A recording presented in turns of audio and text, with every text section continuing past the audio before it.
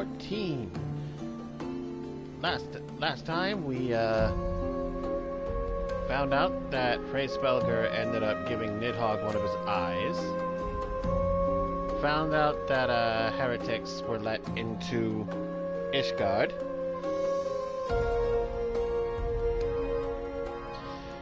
And learned that the Archbishop has absolutely no intention of revealing the truth that started the Dragonsong War.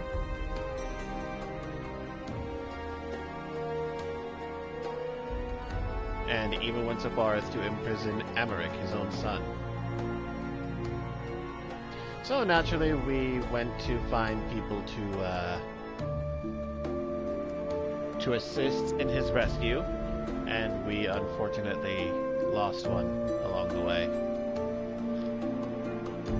As we were trying to catch the Archbishop, one of his Knights 12, Zephyrin, saw fit to try to throw a spear of light at us, but it was intercepted by Archifont, and unfortunately he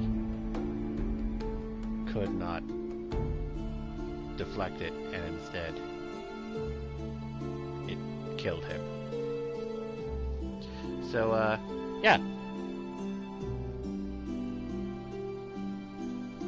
The quest to truly put an end to the Dragonsong War and also seek vengeance for Arshifont's death begins now. I'm sorry, I can't. The sins of antiquity. We must press on with our mission. Tataru, pray return to your duties at the Forgotten Knight. Let us go and speak with Sir Emmerich Vakama. I worry for his well-being.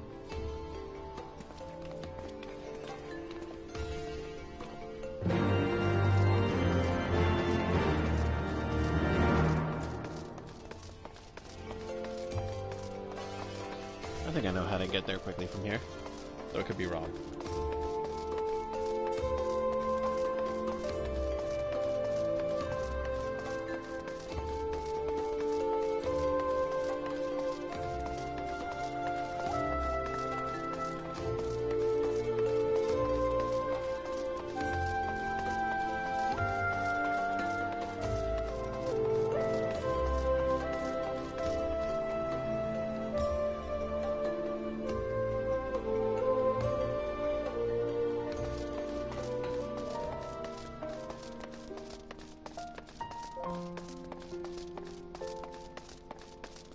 Oh no, looks like I was right.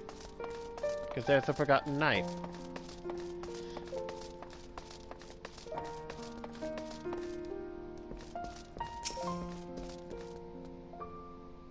An audience with the Lord Commander. Yes, of course.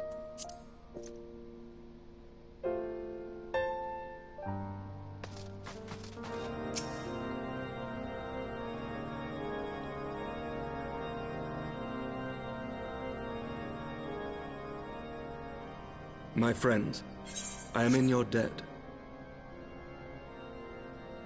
Think nothing of it. Your wounds are healing well, I trust. Some wounds do not heal.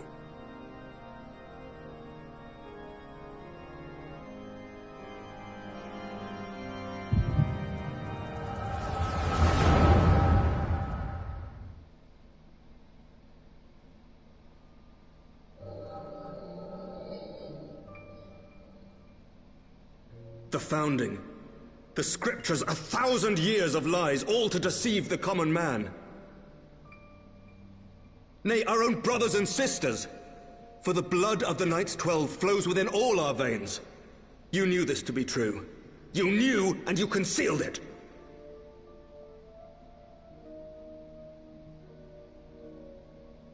I should be interested to hear how you came by this knowledge. But yes, you have the right of it.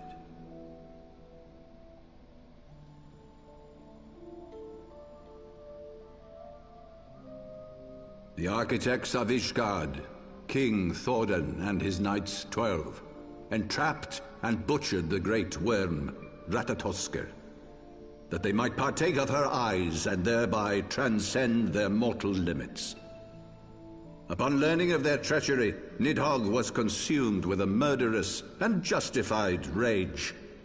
I dare say you know what followed. The great worm slew the king and half of his knights. Aye, but Nidhogg was subdued, and his eyes plucked from their sockets by the knights that remained. Their one mistake was to show mercy, for from his brother Hraesvelgr did Nidhogg receive a new eye, thus rejuvenating his form and empowering him to embark upon an eternal quest for vengeance. Whilst Thorden's son Haldreth took one of Nidhogg's eyes and learned to wield its power in defense of his people. Thus was the first Azure Dragoon born, and ever since that time, his honored successors have risen to drive Nidhogg from our lands whenever the worm has returned to plague us.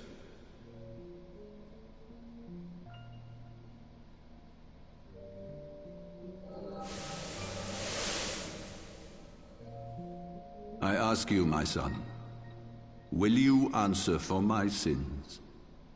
Will your son and his son answer for me as well? What do you mean? If a man cannot atone for his sins in the course of his all too fleeting life, must his progeny then be held to account? Must every subsequent generation be judged as well?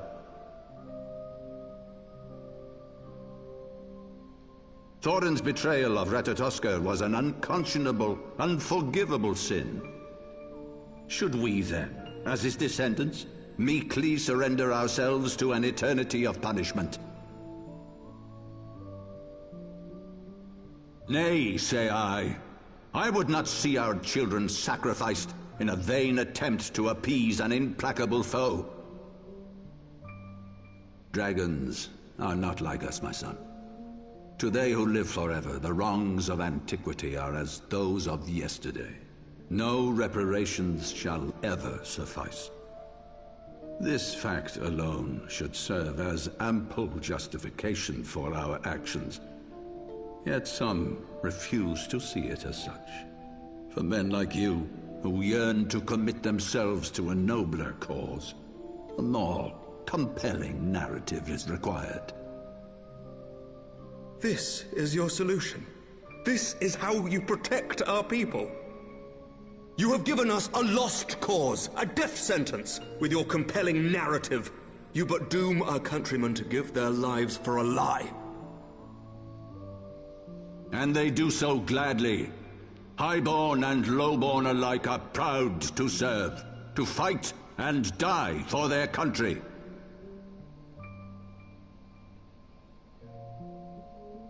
And what would you say to them? What would you tell the wives who have lost their husbands? The mothers who have lost their sons? That their loved ones died for naught?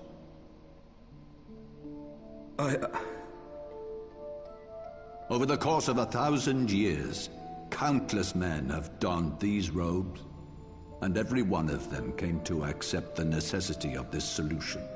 Once, I hoped you might come to accept it as well.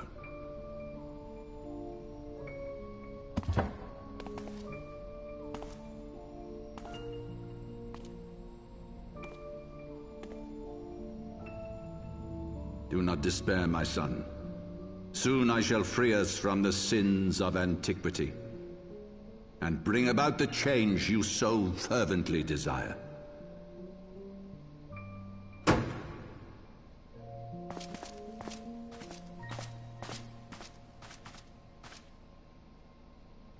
If he has spoken with others, I would have their names. Escort him to a cell and question him thoroughly. Your Eminence.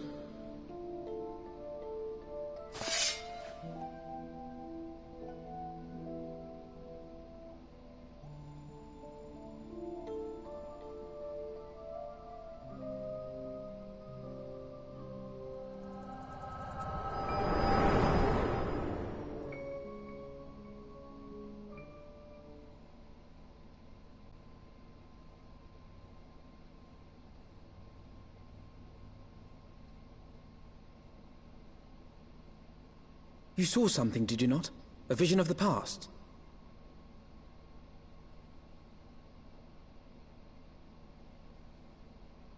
So this is the power of the Echo. Would that it had shown you a finer moment from my past. 'Twas an exercise in futility, as you saw. Faced with the firmity of his conviction and his many ready rejoinders, my words deserted me. To be frank, I am embarrassed to recall it.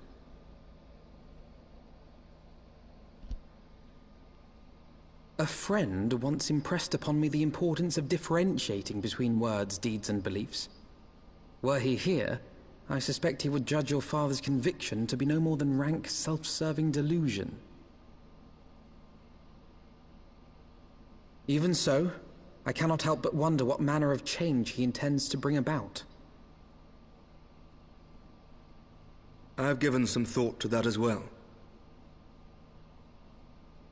During the battle within the vault, the Heaven's Ward demonstrated strange and unnatural abilities. Aye, the manner in which Sir Zephyrin struck down Lord Haurchefant was unlike anything I've ever seen before. The spectacle called to mind King Thordan and his Knights 12 as they are depicted in scripture, holy powers and all. Mere fabrications, which have become objects of faith, instilled with the belief of countless devoted souls.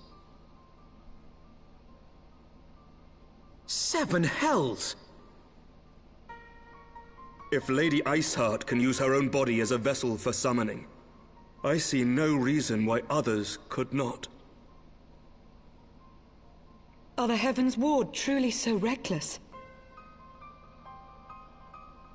Unbelievable!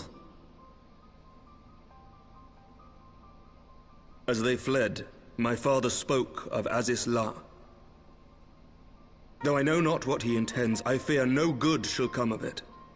His ambitions are too great, and his minions too powerful. We must find the Heaven's Ward and stop my father before it is too late.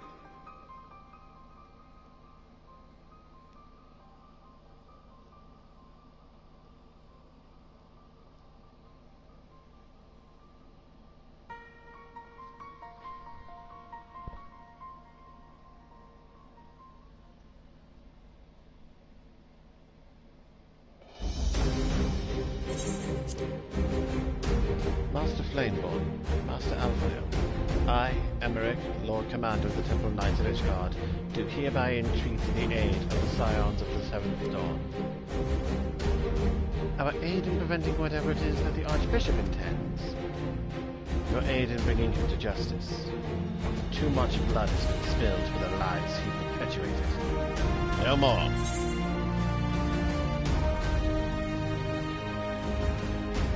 Life or death. I will have Sir Zephyrin's heart for what he did to Archibald.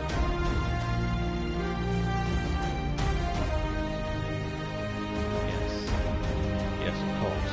So we're close, I know. Much has changed since our order's founding, but our duty to combat the primal threat has not. If the Archbishop and the Heaven's Ward are guilty of the crime of summoning, then Vakama and I will stop them. That I could join you in the pursuit, but alas, my father's absence has thrown our government into chaos. Ever since the founding of our nation, there has been an archbishop to serve as a guiding light for the masses, a force of stability to counterbalance the High House's ceaseless maneuvering. Convincing the people to recognize the truth of our origins would have been difficult even with my father's support. The road ahead is that much more fraught with peril without it. Yet walk it we must. Unity is more vital to our survival than ever. After all, Nidhogg's death did not mark the cessation of Dravanian hostilities. Far from it. We will have great need of each other in the days to come. You may ever count on my lance, Sir Emmerich. To my dying breath, I shall defend Ishgard from the Horde. If I may, Lord Commander, I would like to assist the Scions in their search for the Archbishop. Vakama, Master Alfred, pray attend to me outside. Very well. With me, Vakama. I I believe we have much to discuss.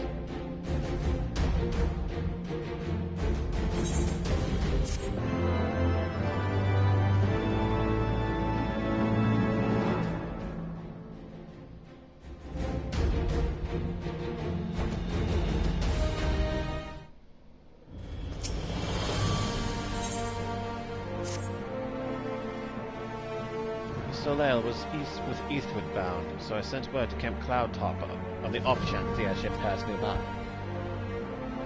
Sure enough, Lady Lariat informed me that it had been sighted by her scouts, and the Archbishop is somewhere in the Sea of Clouds, or was not that long ago. The airship has not been seen since it disappeared into the northern reaches of the near the Blue Window. Alas, because the region is firmly held by the Vanu Vanu and not easily accessible from Camp Cloudtop, House Hylenar has yet to establish a foothold. We will need not only an airship, but a captain bold enough to risk the beastman's wrath. I think we know the perfect candidate, Vakama.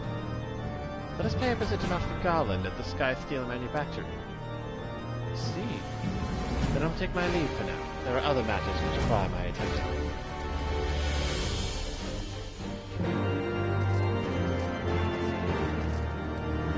Alrighty! And sprint!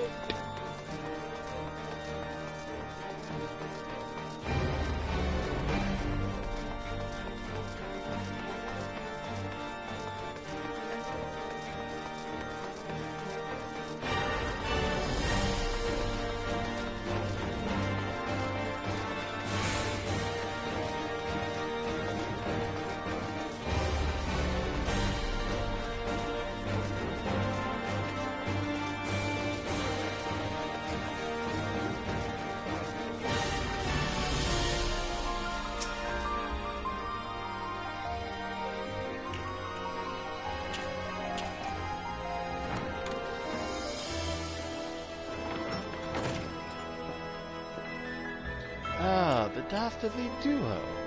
What mischief have you two been getting up to lately? You haven't heard, have you? I hardly know where to start.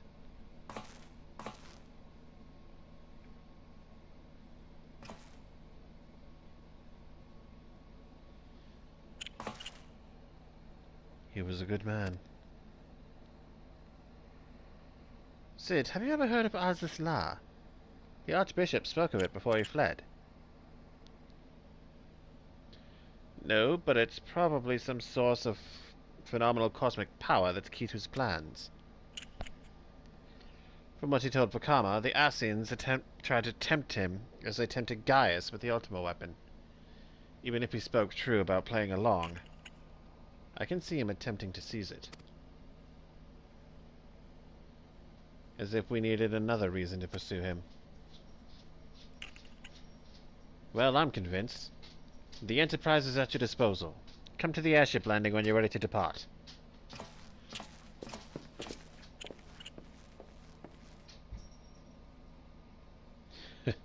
Just as well. After pulling you out of the fire these last few times, I reckoned I was due to deliver you into... I mean, he's not wrong. After pulling you out of the fire these last few times, I reckoned I was due to deliver you into it.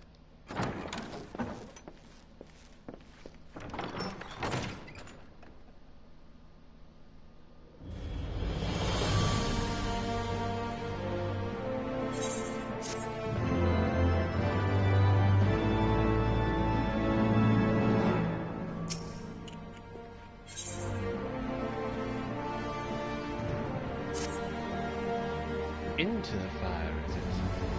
In that case, I should inform Tataru of our plans. Pray go on ahead to the Archbishop, to the airship landing. I shall join you when on.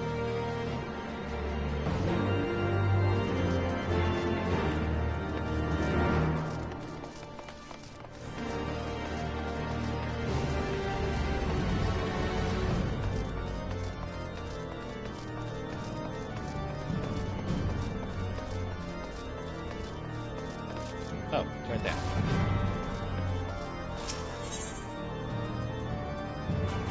Closest to the airship landing is the Athenaeum Astrologicum.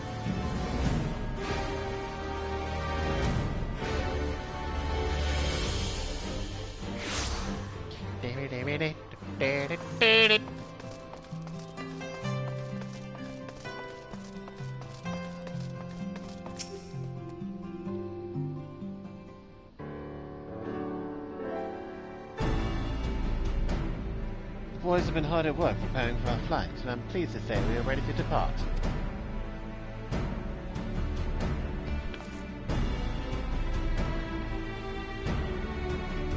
That is, as soon as a certain...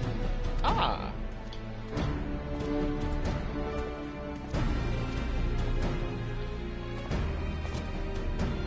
Pray forgive me my lateness. Tataru and I had much to discuss.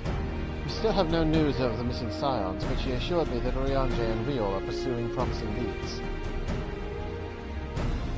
Come, we can continue this discussion aboard the Enterprise.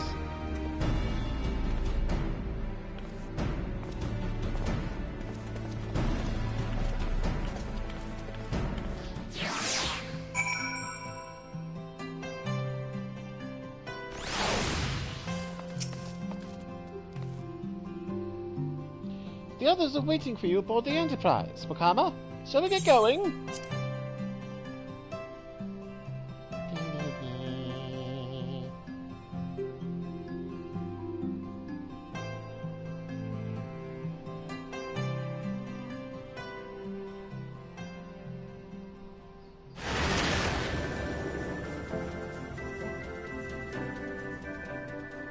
To the northern reaches of the Sea of Clouds, where countless isles yet remained uncharted.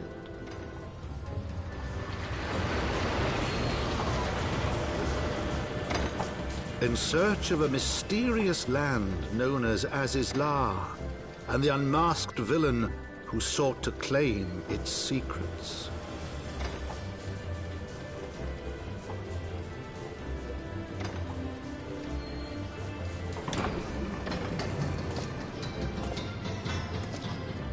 Oblivious to the new threat which followed in their wake, they came.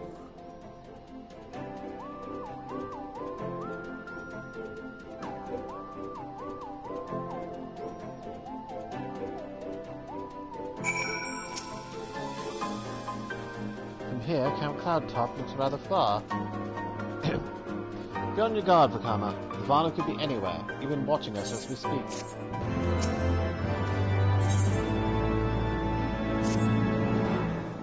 Assuming the Soleil is here, I doubt she will come to us. We should begin searching the Isles in earnest.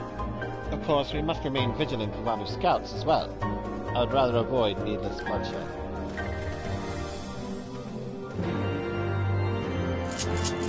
Okay. What do I get this time? My behemoth!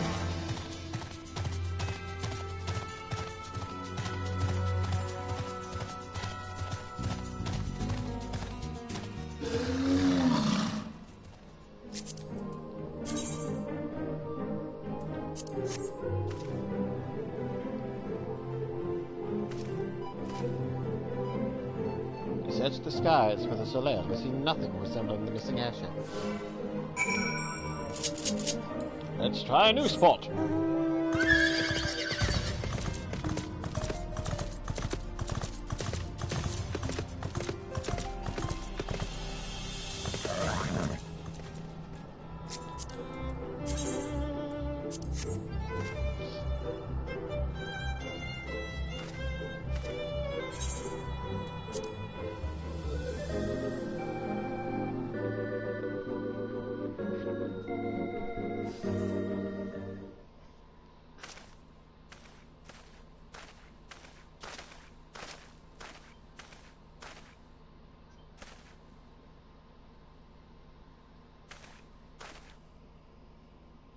Mayhap this effort was doomed to failure.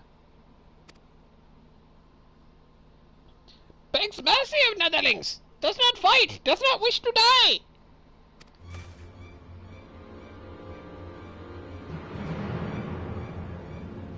Was that a Vanu being attacked? By whom?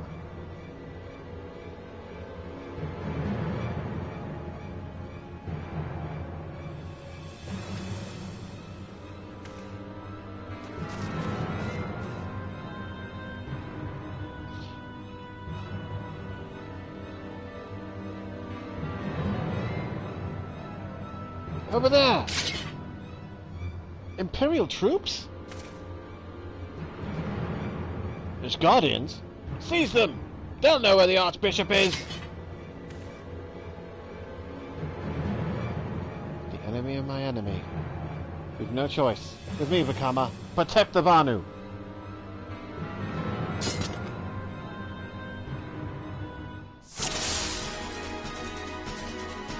You've made a grave mistake challenging me.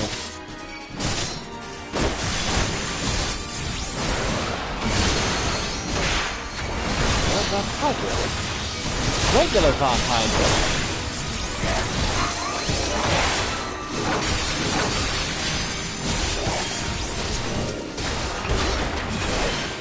Taliag, protect me!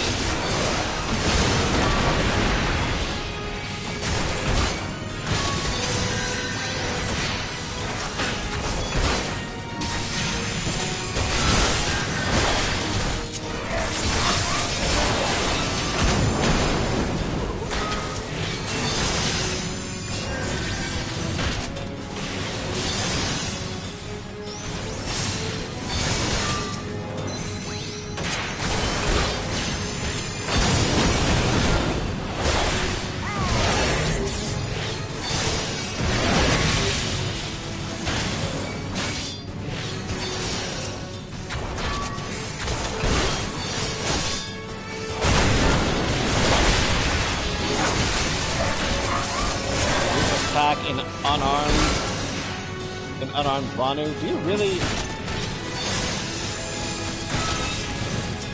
Are you really that godless?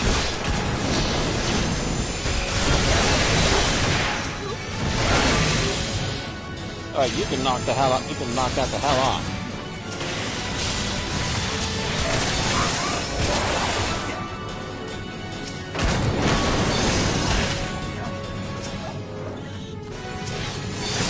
Back in here, go to target this thing.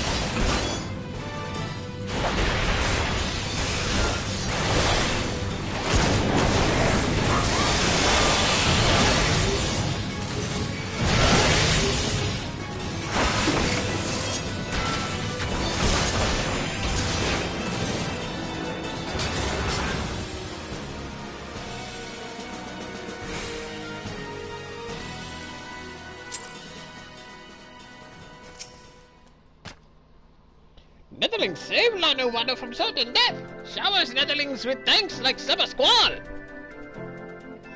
Lanu Vanu knows not what wind bears Netherlings to Cloudsea, but warmly welcomes them, shows gratitude where gratitude is due.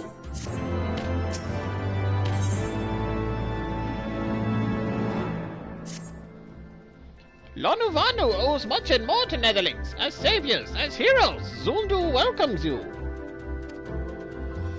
To village we go, to north. Come, come!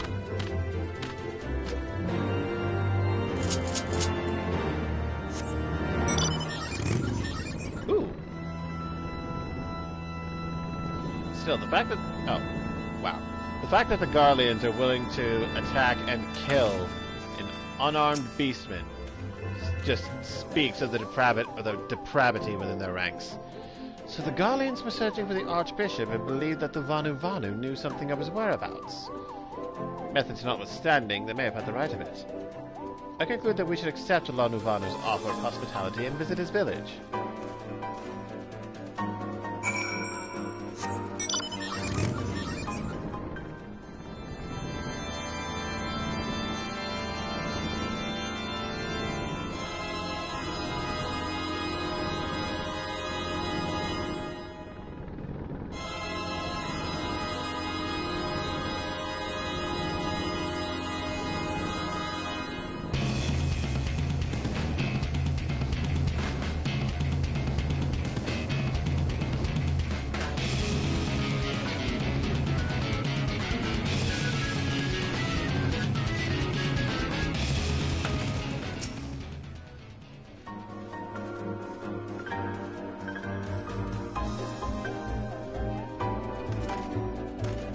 Like breeze guides leaves to rest, come and lay down your burdens, Netherlings. Lanuvanu throws wide arms in greeting. Behold, Oxzundu.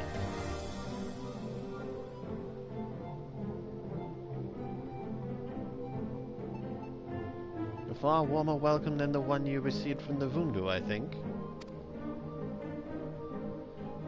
Ha! Vundu bluster and blow hither and yon, sound and fury like aimless gale. Eh? What unseen lightning begets such thunderous report?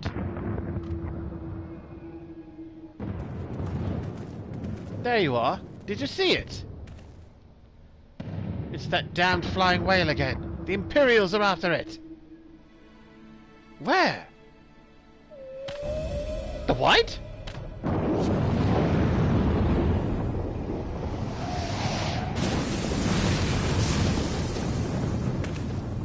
He's wounded.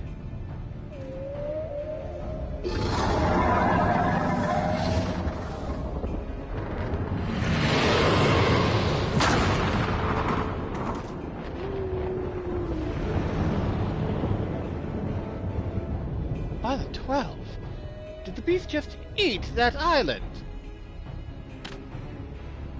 Oh, insatiable White! Oh, devourer of worlds! Why must you torment us?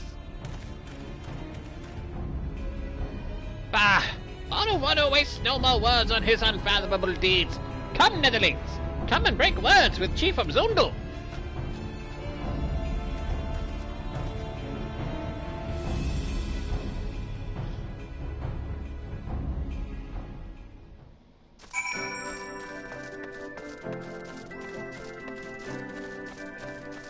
Hehe, I'm stronger than you.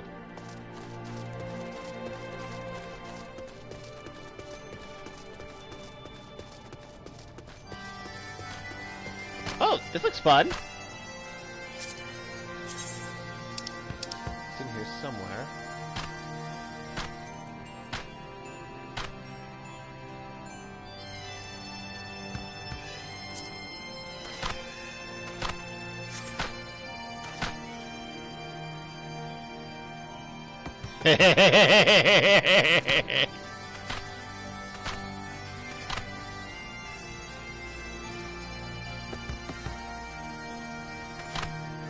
It's like I'm leading them.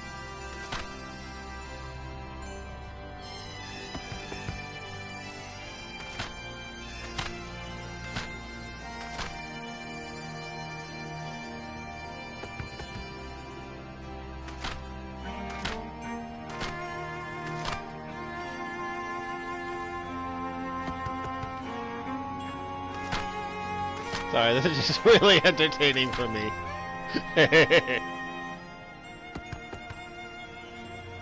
Alright, that's enough of that.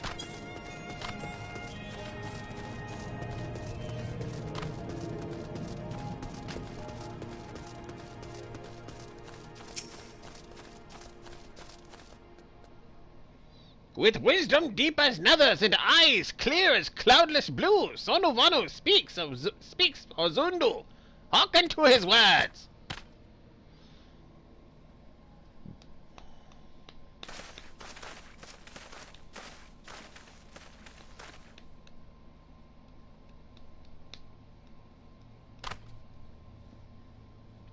Netherlings, deliver Lonuvanu from claws of steel-shod fiends and prove nobility.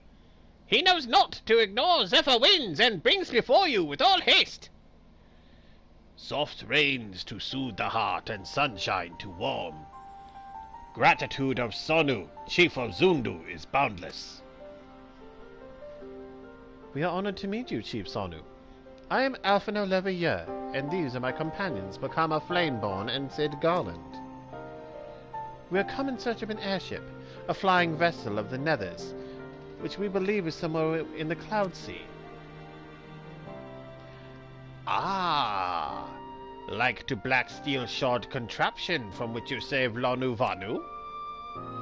Alas, no, that ship belongs to the Garlean Empire, an old enemy of ours, though not the enemy we are looking for at present. The men we seek wear armor of purest white and are led by an older man in white robes. Wait! Lord Uvano hear tell of these netherlings. You do? Are you certain? As sun rises and falls and returns, we are. Zundu scouts can testify to words of Lanuvanu. Aye. Winds carry purpose of netherlings to our ears as well. Netherlings seek key to Azizla. Now we're getting somewhere. Tell us, Chief Sonu, what exactly is this Azizla? Beware, netherlings, for blackest clouds portend greatest danger. Look not into heart of tempest. There lies ancient birthplace of sin, home of forbidden secrets. To speak more is to call the wind. But the White devours isle where key is kept. Deep within bowels of mighty Bismarck it lies, beyond reach of the foolhardy. And beyond ours. Rejoice not in his gluttony, Lanuvanu, for a stone gives way to water, and wind all yields to the White. This he knows, Chief Sanu. Madness of Vundu bodes ill for all Vanu.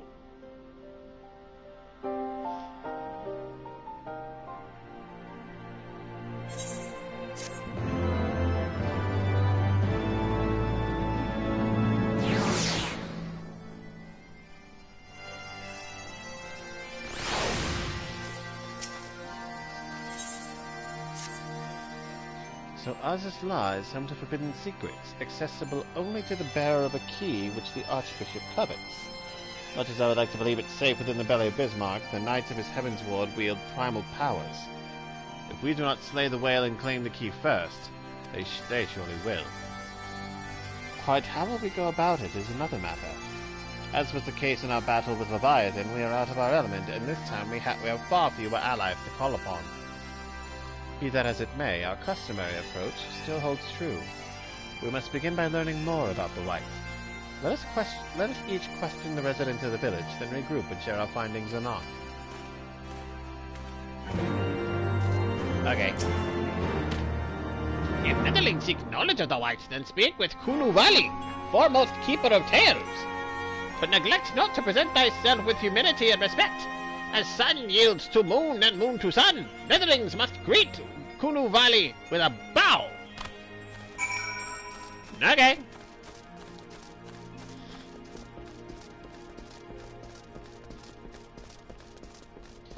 That's Vundu Selit, aka a shop. That is Hinu Valley. That is Konu Vanu. That is Zundu Watch. Ha, I'm stronger. Kunu Valley.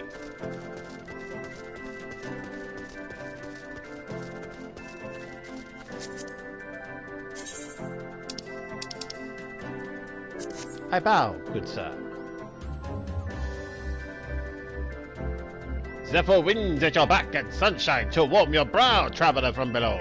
Kunu Valley, keeper of tales, here's your words.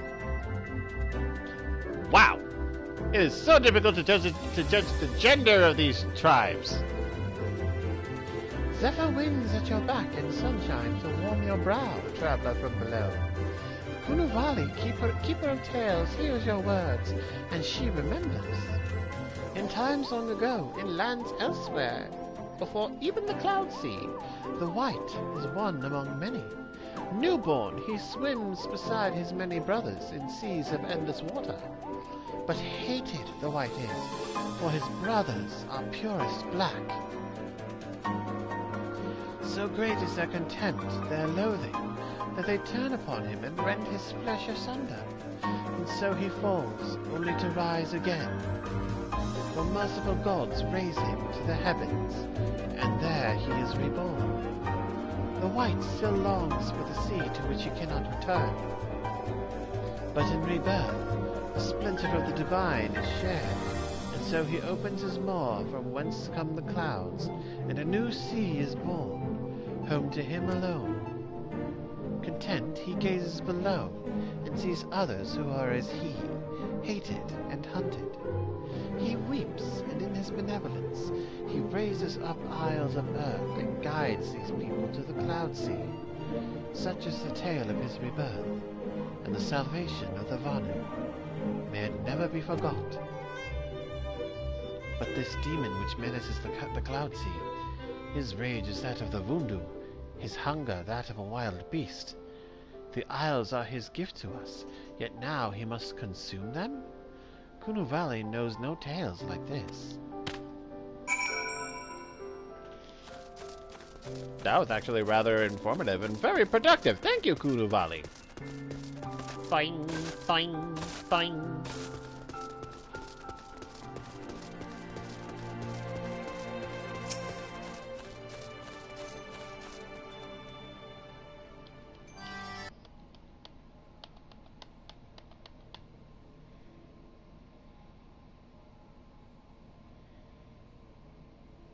So according to the Vanu, the Sea of Clouds and the Floating Isles were gifts from Bismarck to his people. Gifts which he has taken to eating, yes. Technically within its rights, I suppose, if perhaps a little ungenerous. Gods, eh? But what of you, Alphino? Did you learn aught of value? Alas, no. That is, unless you have an interest in the intricacies of Vanu sky fishing. Sky fishing? My gods, that's it! Alphino, my boy, I could kiss you!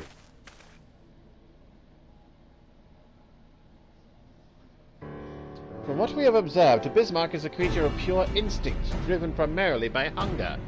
When wounded by its Imperials, it fled, but not before devouring another island to restore its strength. What I propose is this. We tow a suitably appetizing island through the Sea of Clouds. In essence, fishing for our flying whale. Once we draw Bismarck out of hiding, we shall use dragon killers to fire grapnels into the beast's hide, and then reel it in close, enabling our resident Icon Slayer to engage it directly. A bold plan, Master Garland, but an exceedingly dangerous one. Should Vakama fail to subdue the creature, he would almost certainly be eaten, along with the rest of your appetizing island.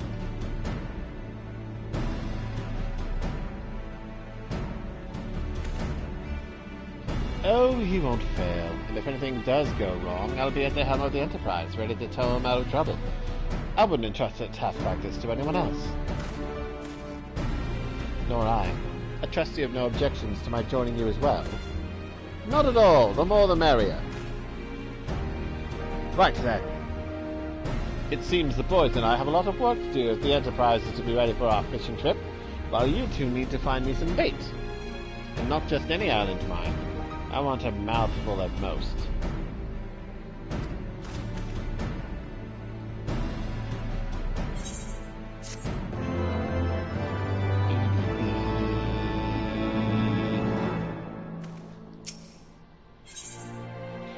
Boat, chain, and island. Alphino loves it when a plan comes together. Alright, A-Team!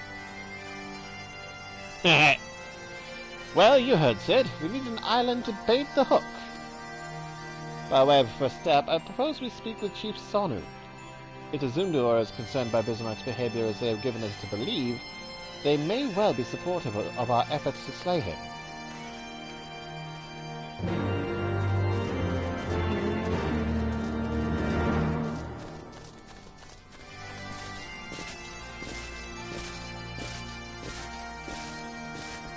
Who needs to walk upstairs when I can jump?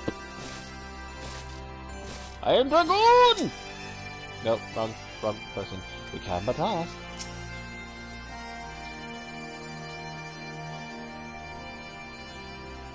The Tramontane is upon us. The white beasts and the Vundu rejoice in his carnage. Hear me, Chief Sonu. This creature which torments you now is not the deity who raised up the floating isles and made a gift of them to you. He is a perversion of your beliefs given form by the Vundu, a false savior who consumes that which he should rightfully safeguard. Yet it need not be this way, Chief Sonu. We have the power to strike down this impostor, but we must beg of you an island to see it done. Moats against the tempest, in vain do they struggle. Yet who is Sonu to speak of what may be? Perhaps even the Tramontane can turn into... Perhaps even the Tramontane can turn to the Ponenta. Very well, Netherlings. When you are ready, tell Zundu scouts what manner of island you require, and they guide you to it. We shall not fail, Chief Sonu. On that you have my word. Come, Vakama. Let us see how Sid's preparations are progressing. Of course we won't fail. I'm far too strong. Mount Roulette, go!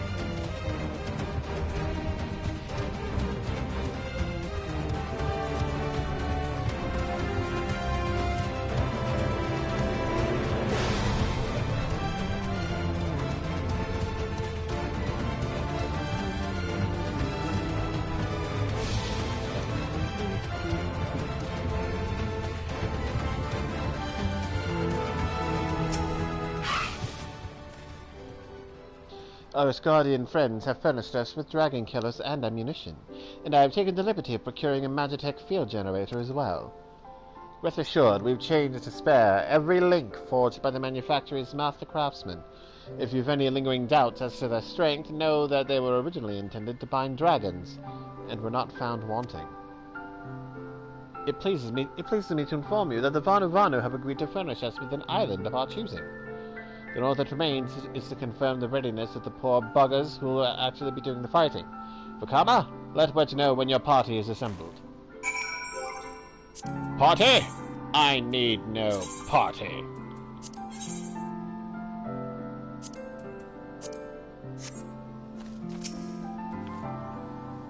I probably shouldn't be telling you this, but I don't like this plan. I don't like it one little bit. But I can't help being excited all the same. So tell me, Vakama, are you ready to hunt the white whale? Yes. Up to you then, Vakama. All aboard! It's primal time!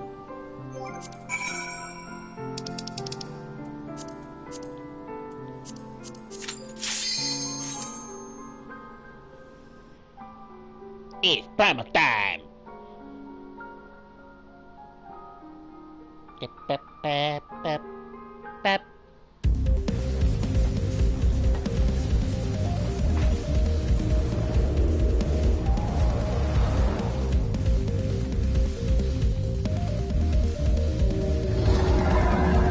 Hello, Bismarck. Got a treat for you.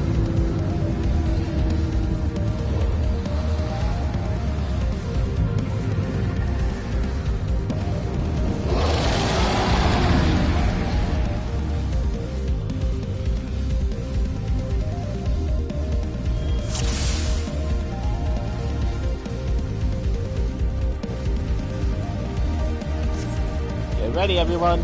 Here it comes. Yeah! I don't know, I thought I could dodge it.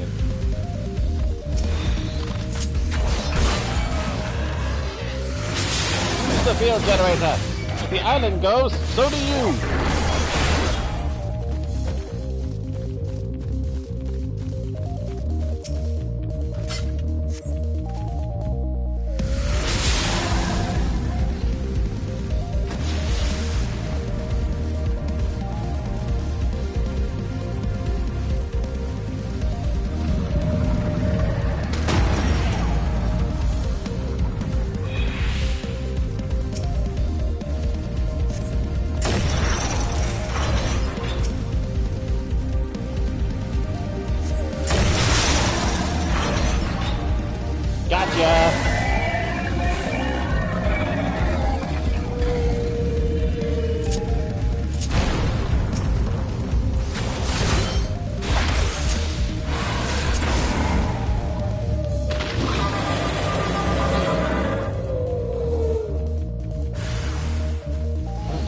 hell's that? Be on your guard.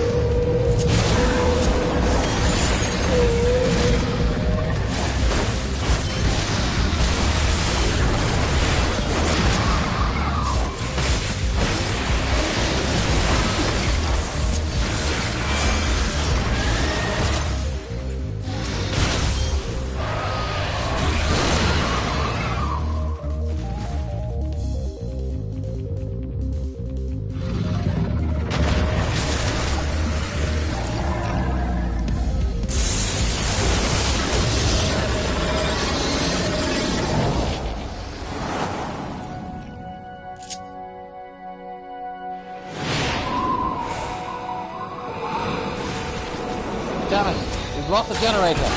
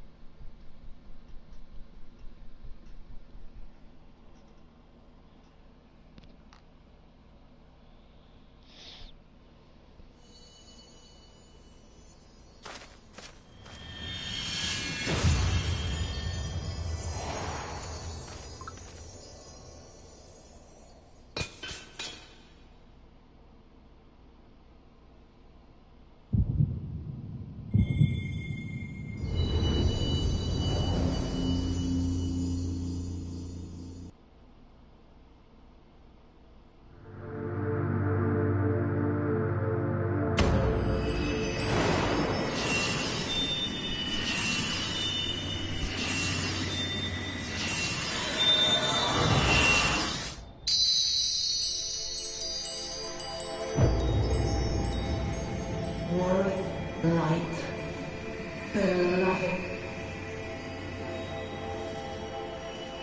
Eidolon, all made. Darkness, light to none, known. Hark. Receiver, blessing, small.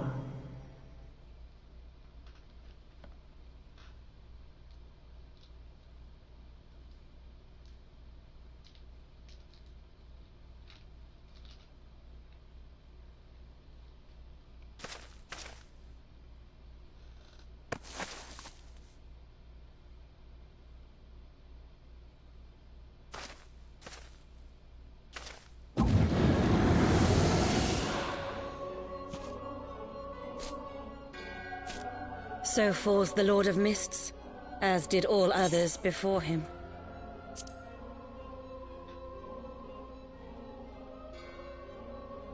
How many times does this make, warrior of light?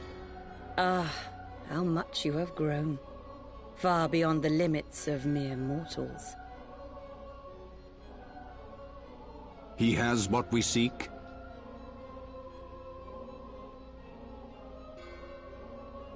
That he does.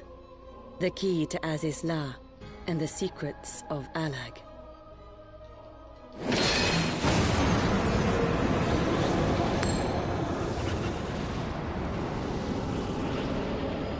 I see you have regained the blessing of light, albeit at a fraction of its former strength.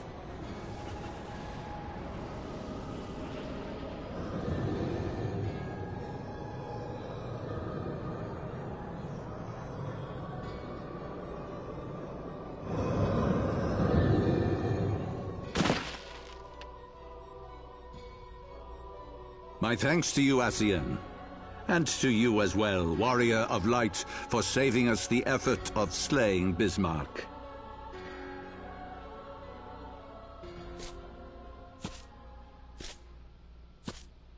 Now that the key is within our grasp, the path to the heavens shall at last be laid bare.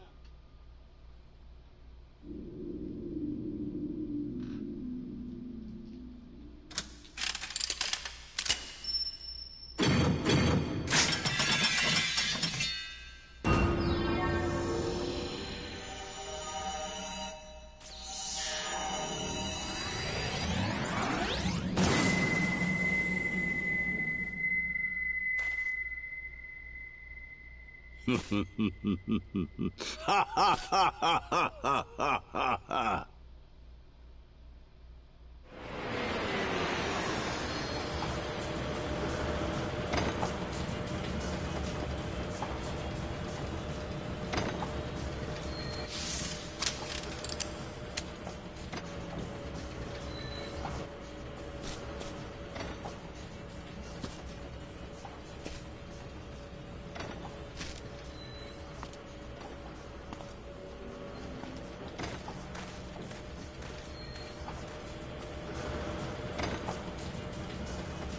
By our deeds shall the wrongs of antiquity be righted, and man reclaim the reins of history.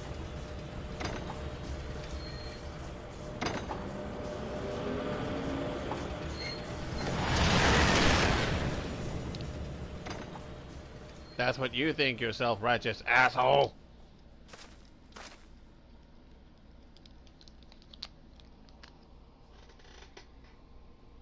I'm coming for you. And your pet Zephyrin, too.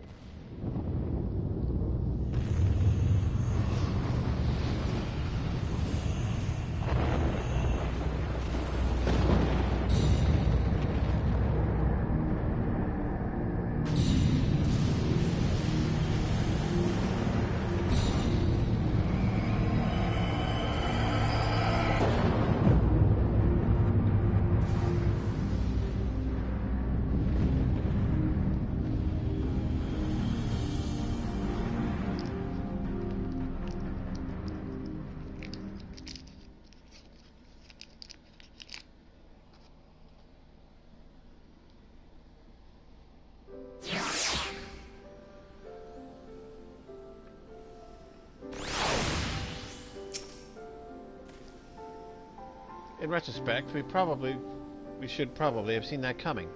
Still, you fought well, Vakama. Better than that, in fact. Chin up, eh? Forgive me, Vakama. Had I known what was happening, mayhap I could have done something to stop them. Alas, Wedge and I were still sealed in the engine room and heard naught of the struggle until it was over. And now for all our efforts, the Archbishop holds the very thing we sought to keep from him. But all is not lost, for we yet live, and we know their destination.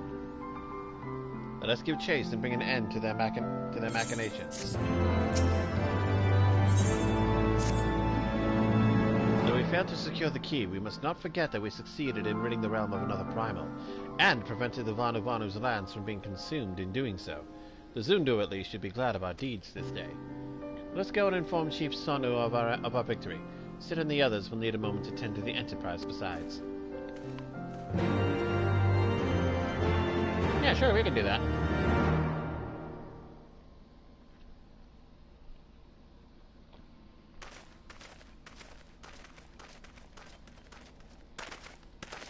Wait, something is amiss.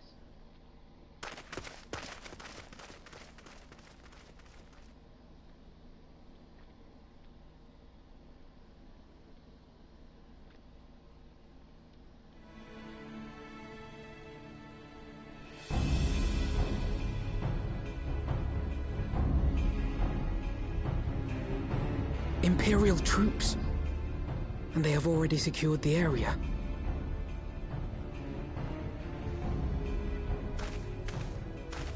Reveal yourselves at once!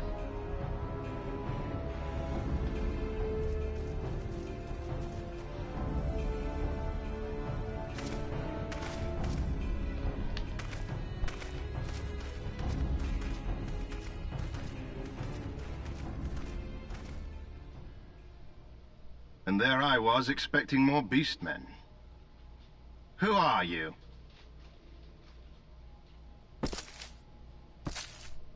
I thought Ishgardians responsible for the disappearance of our scouts, but I see now that I was mistaken.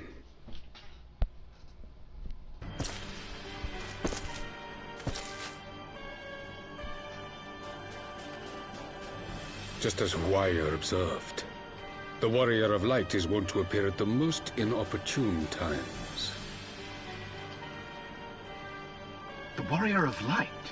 He who bested Van Baelsar? It would seem that the famous hero of Eorzea seeks Azizlar as well. Hardly unexpected. The secrets of the Allagan's power to bind icons to their will could scarcely fail to interest the scions of the Seventh Dawn. You know as well as we what will ensue should these insatiable creatures be allowed to roam free. That their very existence threatens the life of this star. We but disagree on the solution to the problem. Genocide has ever been the Empire's favored recourse. And that is why we will continue to oppose your every attempt to claim Eorzea. You do not hesitate to speak your mind, even when your every word could be your last. Alas, your sentiments betray the narrowness of your view. The fate of Eorzea and its inhabitants is of little concern next to the fate of the world.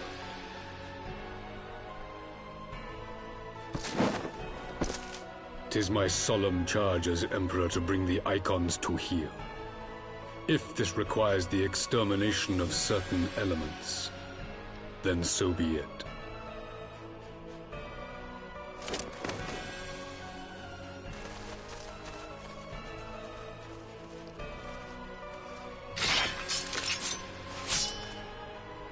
No, don't! They are not his thralls!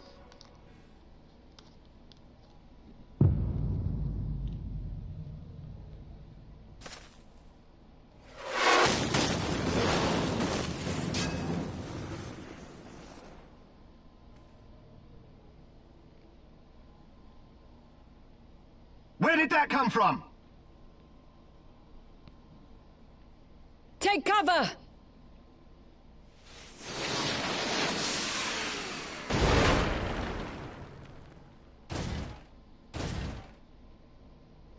Your Radiance, we must withdraw.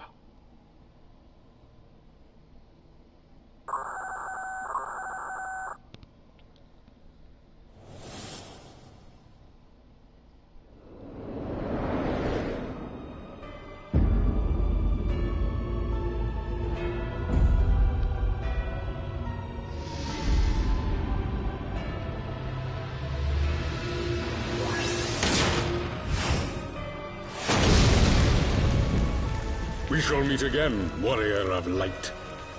On that you have my word.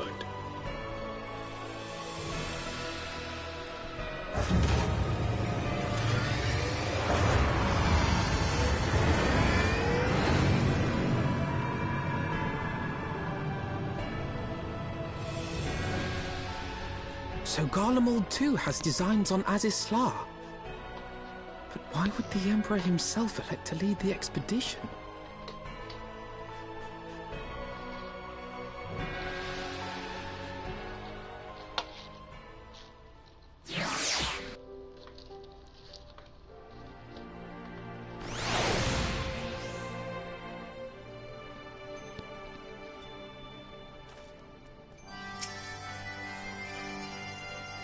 Never in my wildest dreams did I think I could stand less than 20 paces from the Emperor of Garlemald.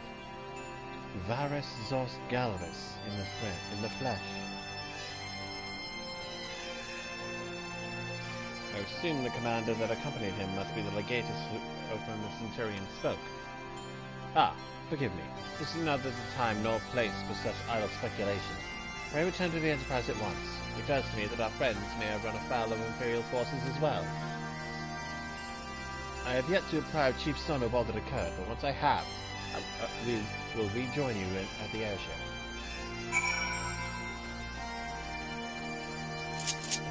Okie dokie.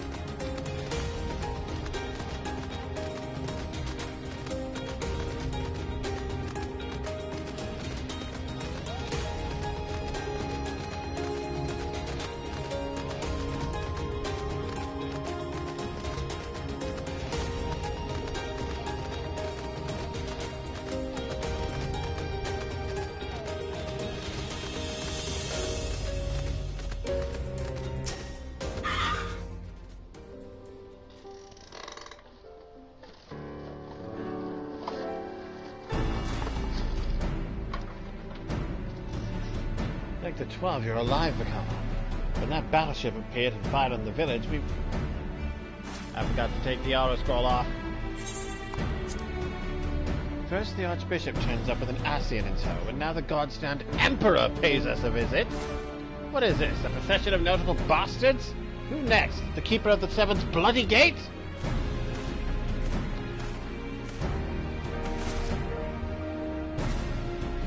No one so notable, Master Garland. I am happy to report that the Zundu were overjoyed to learn of Bismarck's demise. Chief Sonu sends his warmest regards, Vakama. There was much talk of westerly winds.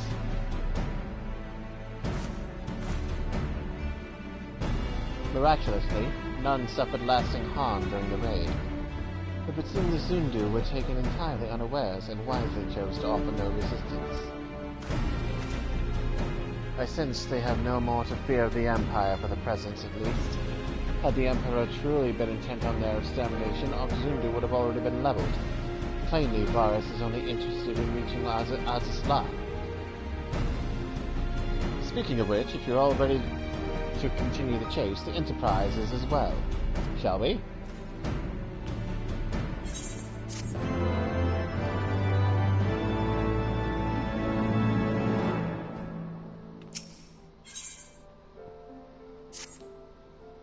One good turn.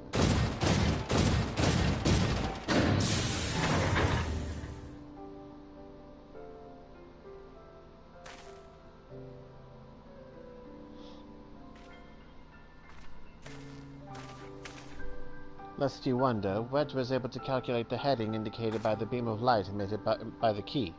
If Azizlar lies in that direction, we'll find it. The Soleil may have a lead on us, but she's no Enterprise. We'll catch them, you'll see.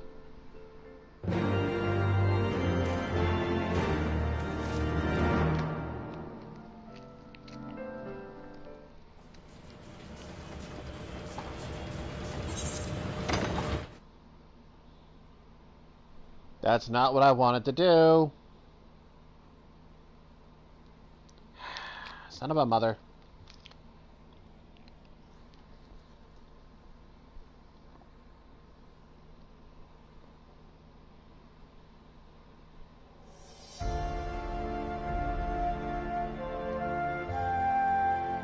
That was important information, I think.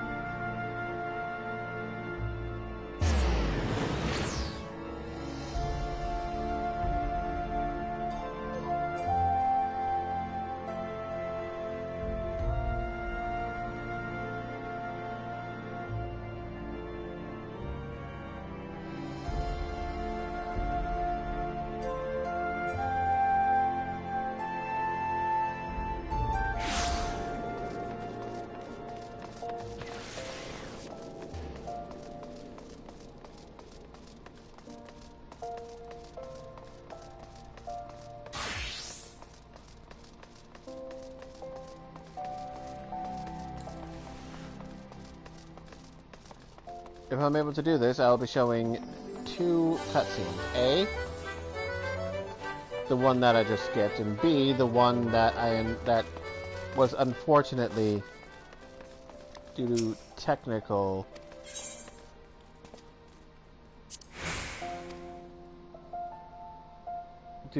mishap, the image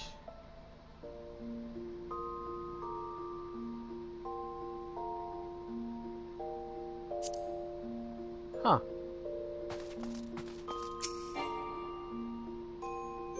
Okay, looks like I have to suspend this for right now. But that's okay, it'll just pick up where we left off. I won't have to do all of that stuff over again.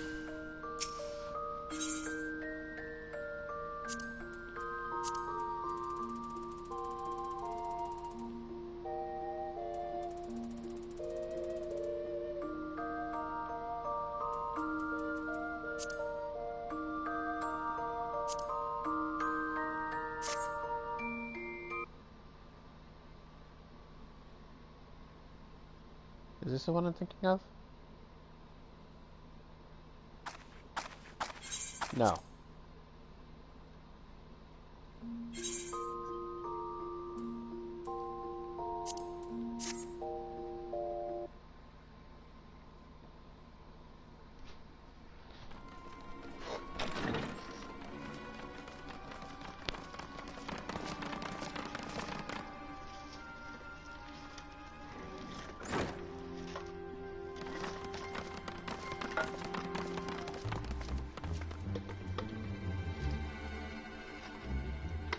Now we have but to wait.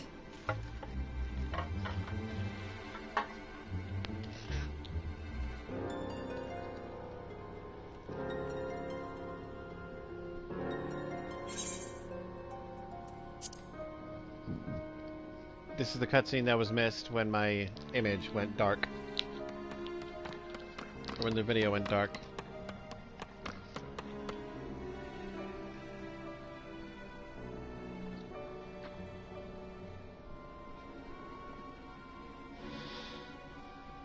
O Lord Ravana, master of the sacred blades, wrath of the colony, conqueror of the world, hear our prayer.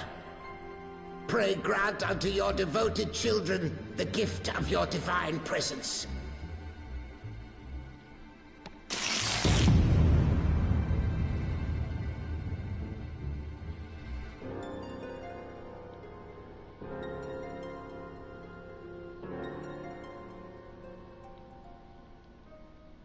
He comes.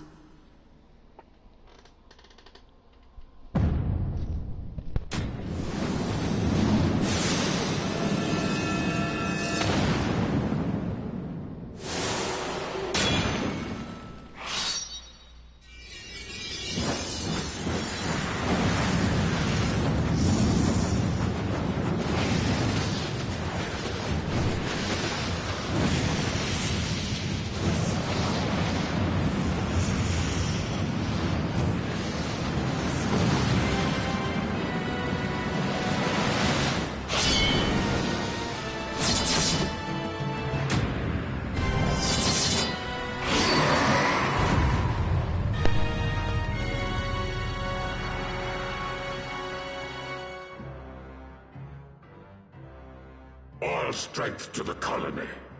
Speak and I shall listen. Oh, glorious General, we have captured intruders and would make unto you an offering of their life's blood.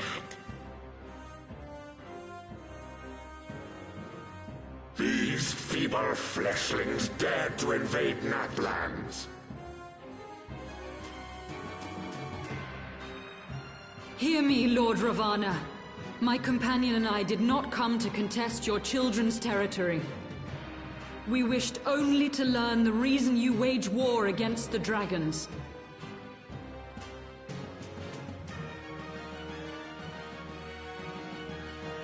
Thou wouldst flirt with death merely to satisfy thy curiosity. Wherefore should the glorious conquests of the Nath concern thee so, Elezen?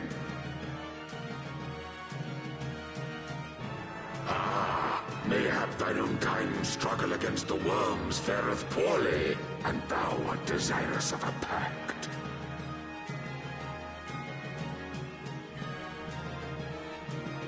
We crave no alliance, Lord Ravana. Only peace. We would bring an end to our war with the dragons.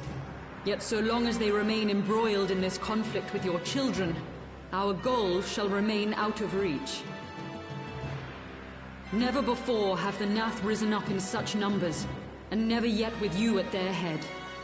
Why do you lead them to war? Thy question hath no meaning.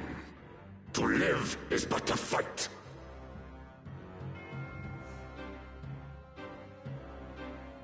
Long have my children waited, gathering their strength in the shadow of thy ceaseless conflict.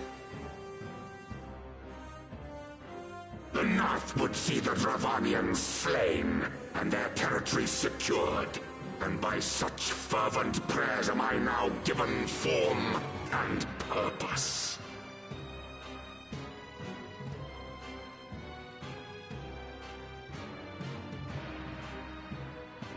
As I feared, your very existence is an obstacle to our goal. Since you are so fond of fighting, we challenge you, Lord of the Nath.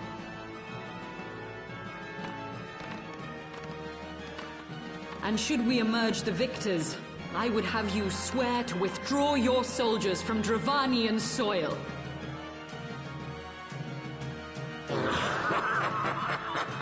Thou art bold indeed to risk thy fleshy hide so readily. Very well. I, Ravana, fourfold Master of the Blade, do accept thy challenge. But should I emerge the victor, I would have thee swear to serve in mine army till thy last breath is spent. Do you accept?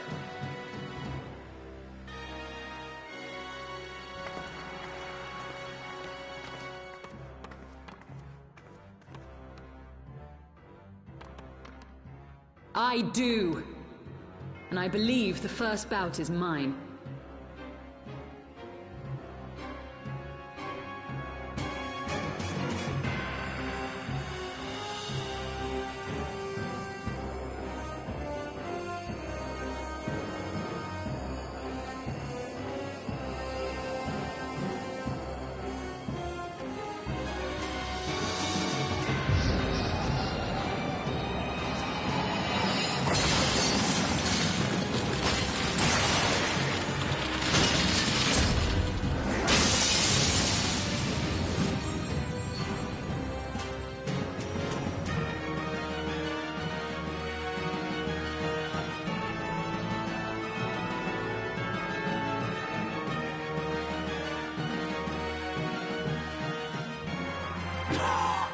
What is this? A god clad in flesh? Is aught amiss, my lord? Thou wilt not break thy word, I trust.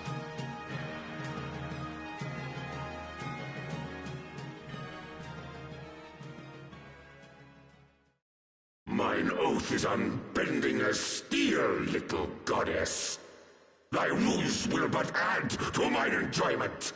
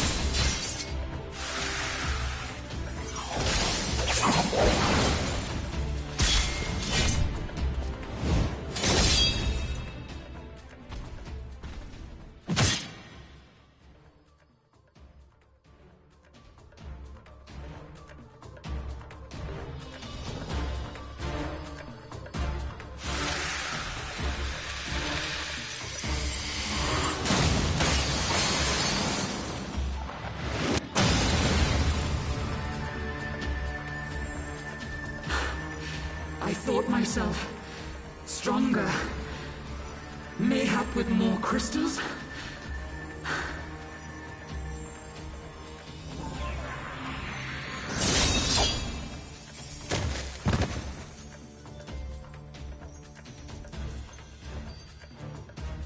Be thou god or maid, thou art nothing to me.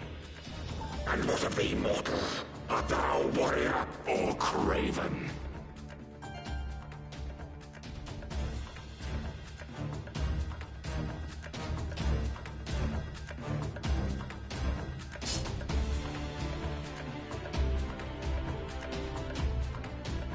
A warrior, then? Good! Mayhap thou will provide more sport than thy feeble companion.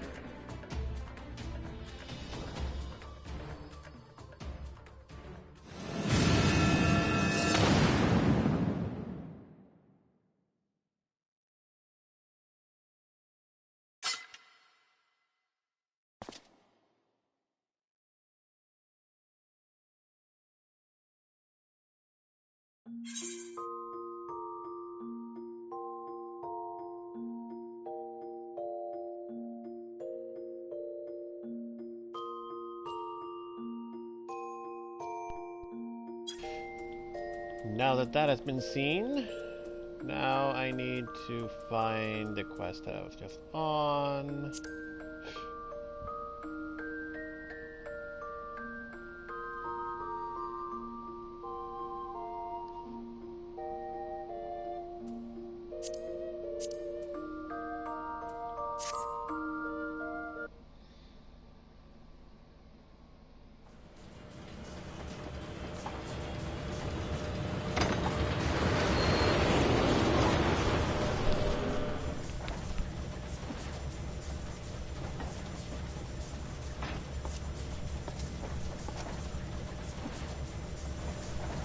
I did not think that I would ever have occasion to pilot a suit of Magitech armor again.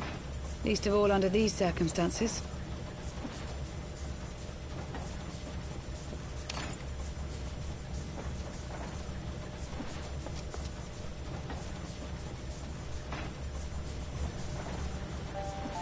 My full name is Lucia Go Junius, and I was born a citizen of Garlemald.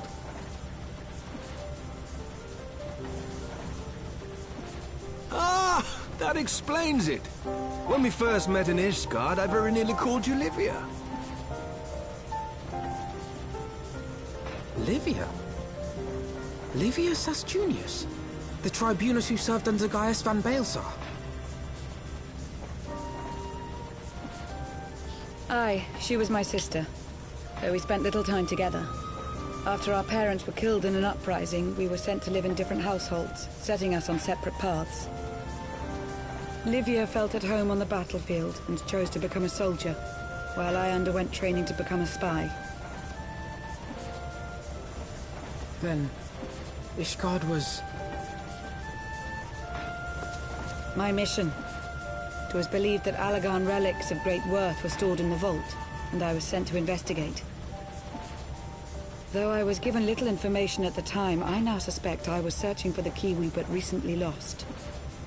And then I met Sir Emmerich.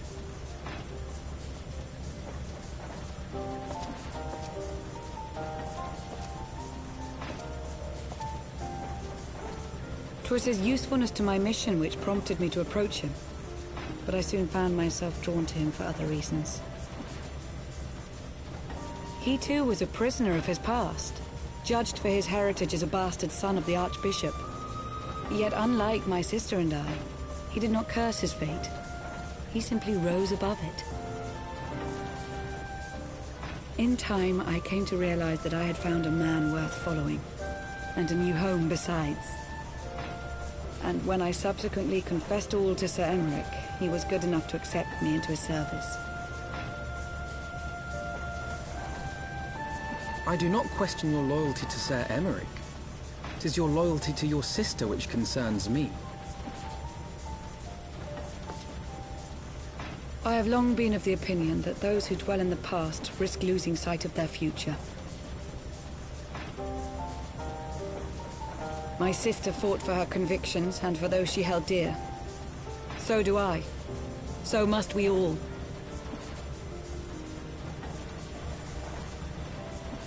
Well, I, for one, am happy to welcome a fellow Garlean to our merry band. Especially one who can make Magitech armor sing.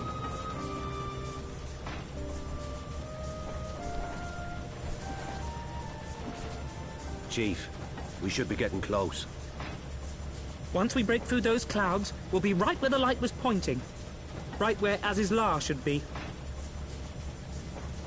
Hold on, everyone!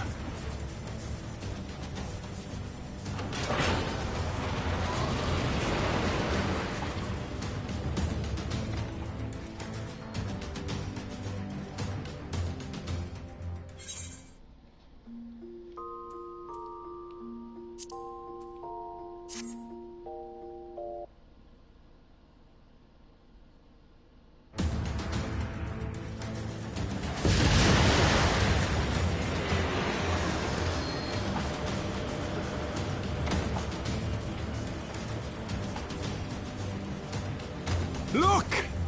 I think that's it!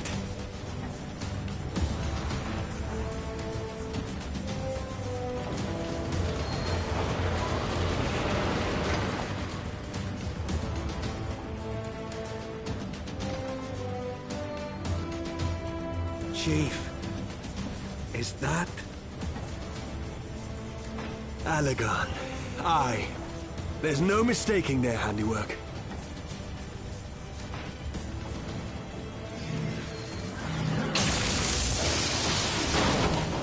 What was that?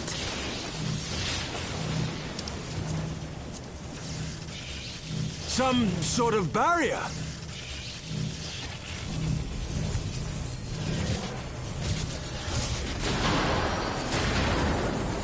She won't hold, Chief! She's breaking up! I've lost the auxiliary propeller! Sid, it's no use! We must return to Ishgard and find another way! God damn it all! Why do the Allagans always have to make everything so bloody complicated?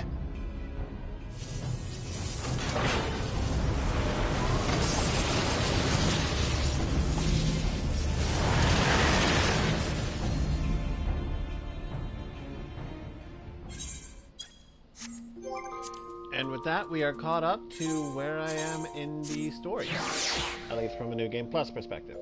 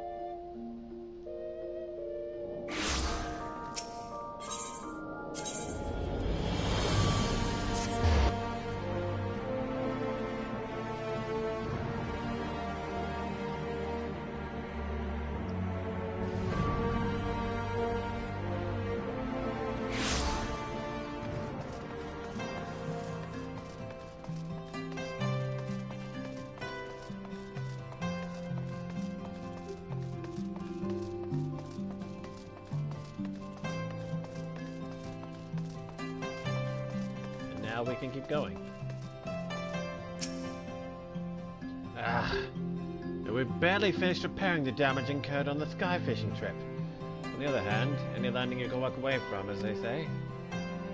We can only presume the Soleil passed through the barrier unscathed. That would certainly explain why the Vanu called it a key.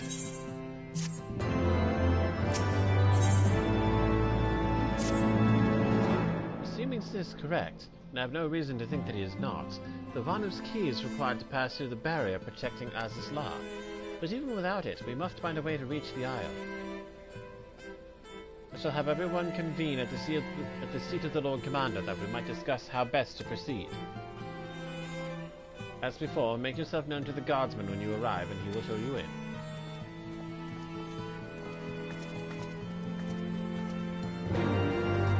Hey, okay.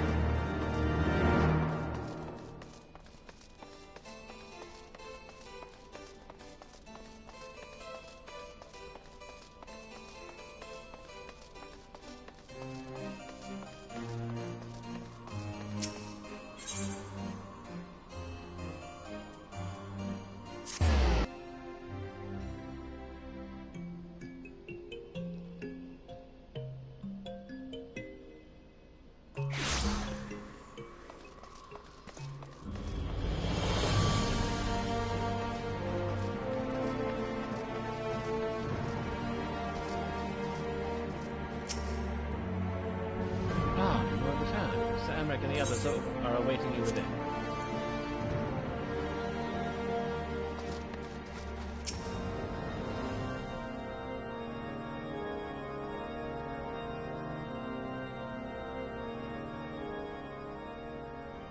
In summary, the Isle owes its lofty position to the industry of the Allagans, and we can be all but certain that the Archbishop and his cronies are enjoying the view from its top. I see. If we are to join them, we will first need to pass through the Isle's etheric barrier, which is, alas, more powerful than most.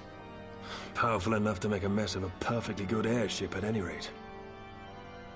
As far as I can gather, the barrier mechanism draws ether from the surrounding environment and polarizes its elemental aspect to produce what is, in effect, a wall of lightning. It seems plain that without the Vanu's key, any attempt to reach the Isle will end in failure. Alas, the key was careless enough to leave without us, and I don't think the Vanu keep a spare.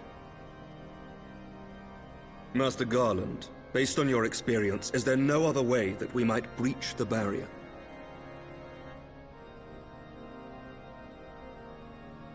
Well, in the past, we've beaten similar barriers by nullifying them with elemental converters. But the one we're up against this time dwarfs aught we've encountered before.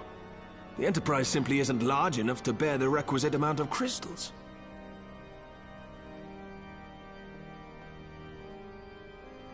I'm reminded of the quantity needed to nullify Leviathan's command of the sea. A veritable mountain of crystals that could only be borne by lashing two galleons together to form a twin vessel, scarcely able to propel itself, much less fly. That said, we're not without options. If it isn't feasible to nullify the barrier, we might try piercing it. How? We create a ram of condensed ether and mount it on my ship. There's just one problem. I don't have the faintest idea how to build one. It's going to take a true authority in the field, I reckon. Would that the Archons were still with us. But yesterday evening, I chanced to find Mistress Tataru in unusually high spirits. Assuming I understood her excited ramblings correctly, she has acquired a clue, pointing to the whereabouts of one such individual. An Archon? Truly? Ha! Fortune favors the righteous, eh? Well then, let's not waste any time. While you go and look for our missing friend, I'll work on modifying the Enterprise. Her hull will need reinforcing to bear the punishment, not to mention a mount for the ram. Just you wait, my pretty. By the time I'm finished, you'll be an airship reborn.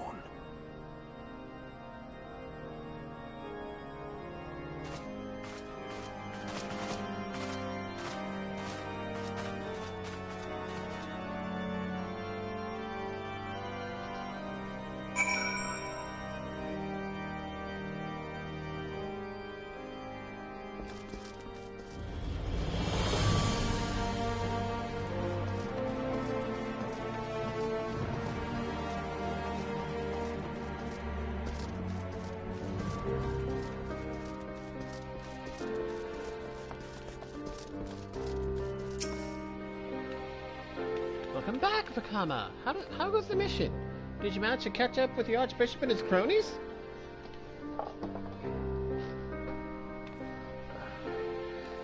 So you finally arrived at Athos Law, only to find your way barred by some sort of barrier. Typical. But it's not all bad news. I've made progress in the search for our friends. Don't worry, Vakama, we'll get to Athos Law yet. When you fled the victory feast, you used the ancient watercourse beneath the city, right? Well, shortly after things went back to normal in Uldar, I asked Marshal Taropin to have the tunnel searched. A logical place to look. It was there that you lost contact with Minfilia, Thancred, and Y'shtola, was it not? Dare I ask what the Marshal found? I don't actually know. Pippin's message just said that there had been a discovery and that we were to come to the Hall of the Flames at our earliest convenience. I dare not think what it might be. We shall depart at once. Tataru, let Urianger know to join us in Uldar. He will wish to be present as well. Yes, sir! I suck at female voices, so... Oh.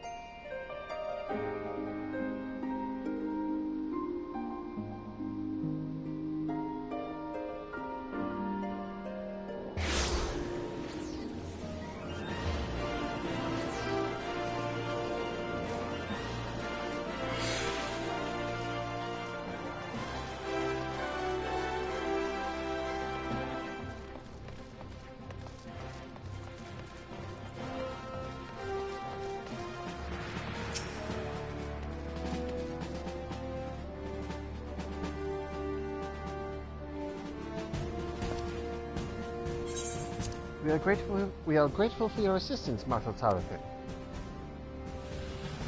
You saved Her Grace and Father both. 'Tis the least I could do to repay you. Forgive me my impatience, Marshal, but your missive mentioned a discovery? Yes, of course. As per your request, I had my men scour the waterways. Almost immediately we encountered a difficulty. An entire section of the tunnel had collapsed. With the mineral concern's cooperation, however, we were able to remove the rubble, which yielded the battered bodies of a dozen crystal braves. Go on. Be at ease, Master Alphino. Your friends were not among the deceased. That alone is cause for hope. And then there is this. Y'shtola's wand! I had assumed as much. If I may, Marshal.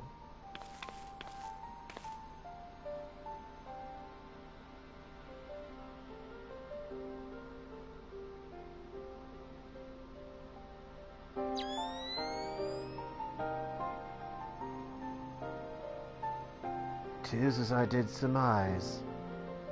Judging by the etheric imprint that lingereth yet upon this wand, it hath assuredly been employed in the casting of a most uncommon magic. Namely, the very first that man did conceive to traverse great distances, and the ancient precursor to all methods of travel that utilize the life stream, flow. The spell entailed the reduction of the corporeal form to its constituent ether, the the caster might enter the lifestream and ride its currents thereby. Unlike the teleportation magics of modern times, it requireth not a lengthy incantation.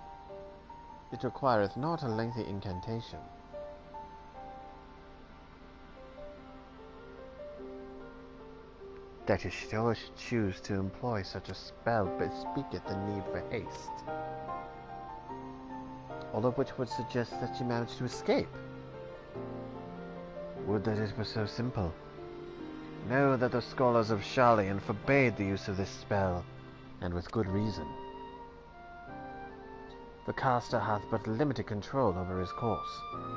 For every mage who came safe unto its destination, another would be set adrift in the lifestream, never to emerge. What? No! No, you can't mean... Be not downcast, my friends, for there is yet hope. 'Tis like that Y'shtola's passage hath left traces in the lifestream. Could we but follow these from the point at which the magic was invoked, we may yet find her. To the Sildi excavation site, then. Our thanks for your aid, Marshal. Do not mention it. I shall pray for Lady Y'shtola's safe return.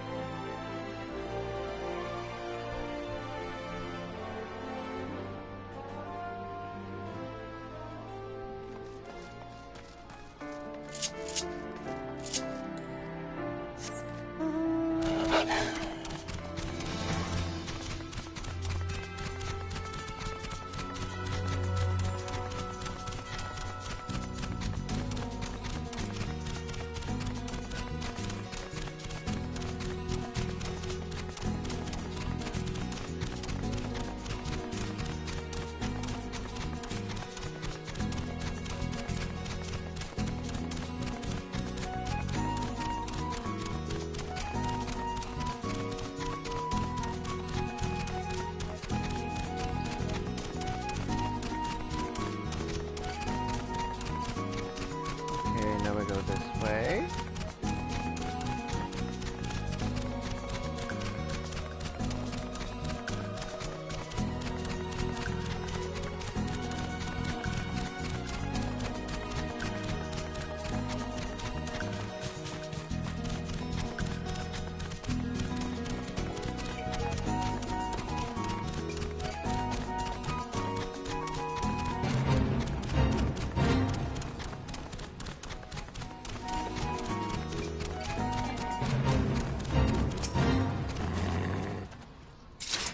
Evidence of Y'shtola's passing will have been made faint by time, but mayhap some few scant traces yet remain to guide our steps.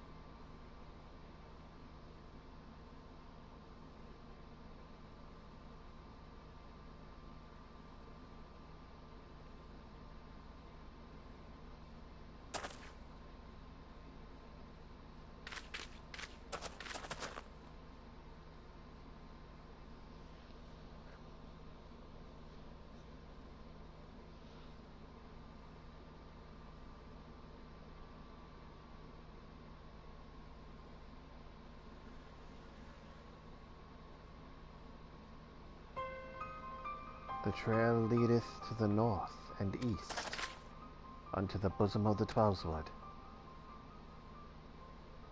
Are you certain? Aye, there is no mistake. Thither hath Y'shtola journeyed. And yet the Gridanians have reported no sightings. We must take this to mean she is still adrift. If it be so, I do fear for our friend.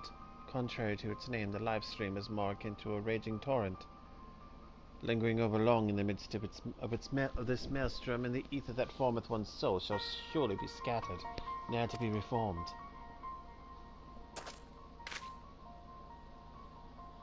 We have no time to waste.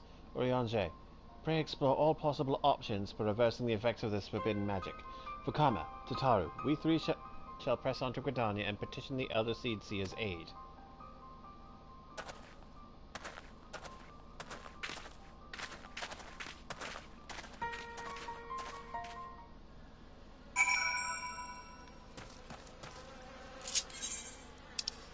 Gridania!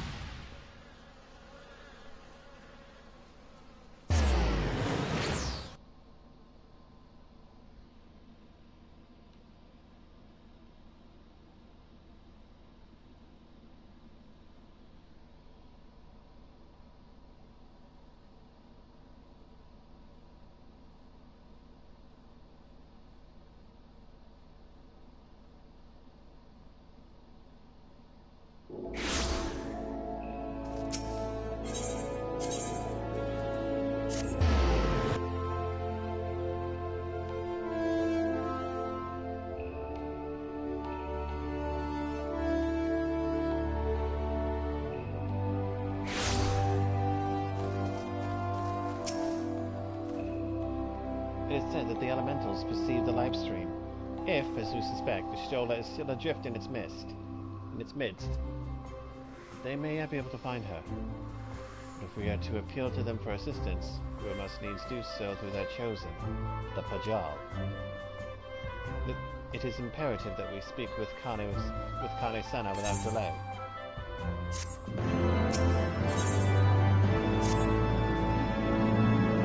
Requested an audience with the Elder Seedseer. She will receive us in the Locust Stand presently. We need but speak with the conjurer yonder to be admitted.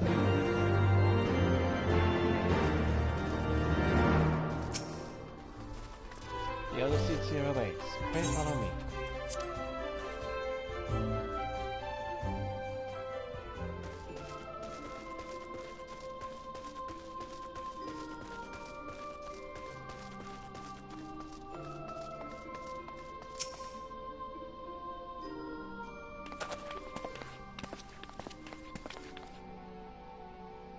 Be welcome, my friends, and speak freely. I gather your suit will admit no delay.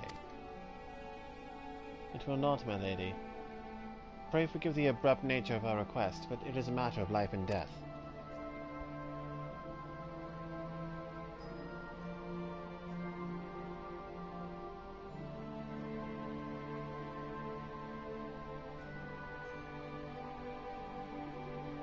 I see. As you say, we must needs act swiftly if we are to free Y'shtola from the ungentle pull of the life stream. And as you have surmised, we cannot do this unaided. However,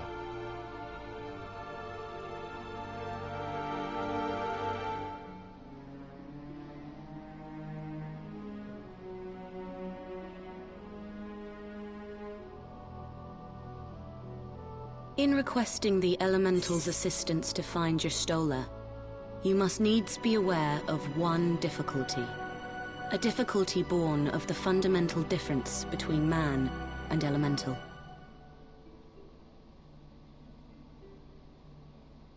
That being? In perceiving the world around him, man relies upon senses such as sight and sound. For the sake of convenience, he gives names to such things as are near or dear to him. Being formed of pure ether, however, such concepts are foreign to the elementals. Instead, they perceive by observing the ebb and flow of the energies of life. So profound a division cannot be bridged with simple discourse. The elementals' voices stir not the air, and thus reach not our ears, while our words are but wind to them. Though we seers can commune with them through feelings, naught that we can impart will serve to aid them in identifying Y'shtola. Nay, they must needs be presented with ether which is akin to hers.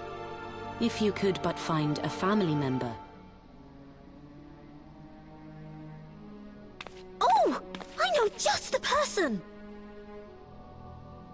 Y'shtola has a sister who came to live in Gridania. She told me about her once. Oh, that is most fortunate indeed. Pray, seek this sister out then, and bring her to Evershade. There, we shall petition the Great One's aid in finding your lost companion.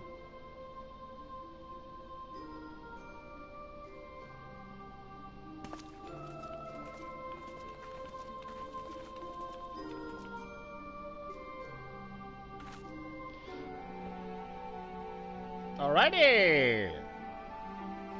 We are close to finding our first missing comrade. If memory serves, Y'shtola's sister is named Dimitra. Oh, you know her, do you? Well then, that ought to make things easier. Anyway, she spends most of her time around Upkalu Falls, from what I recall. Let's look for her there. Hey, okay.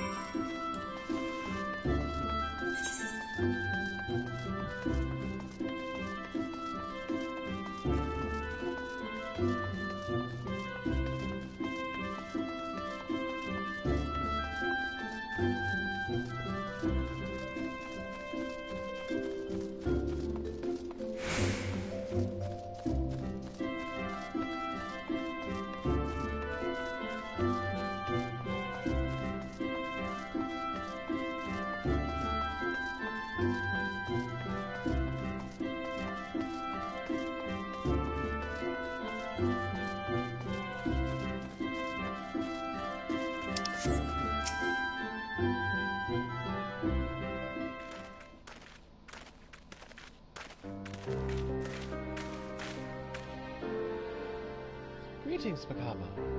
What brings you here today? I see you have companions. Lady Anitra, it is an honor to meet you. My name is Alfredo Lavior, and this is Tataru Taru.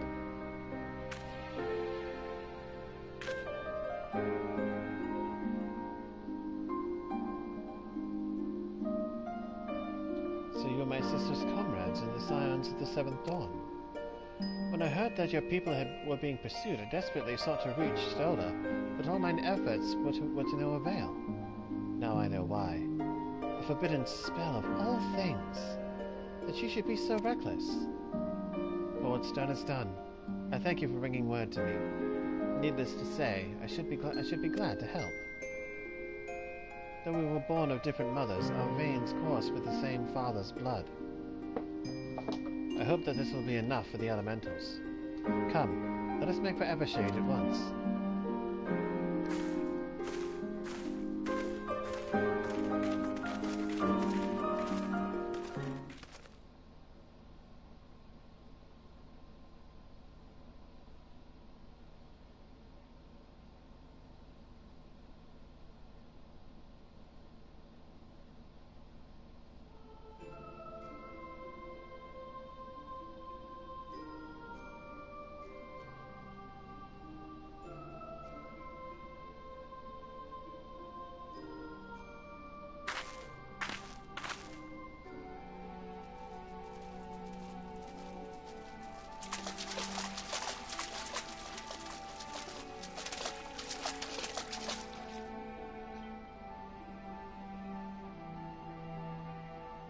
Let us begin.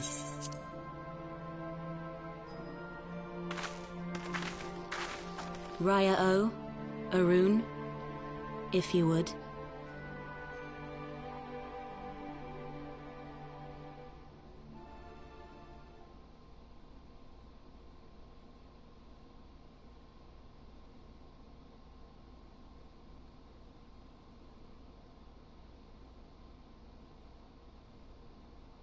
Hearken to me, O great ones.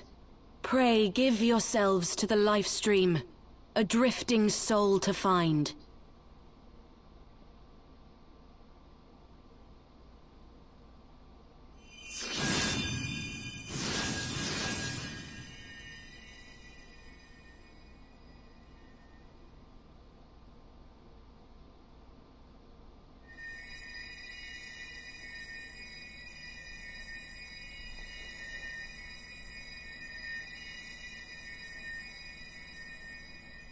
Please, Y'shtola.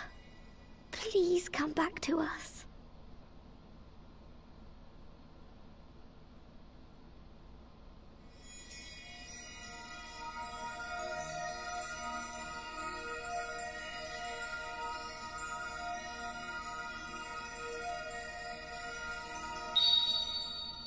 There. Now!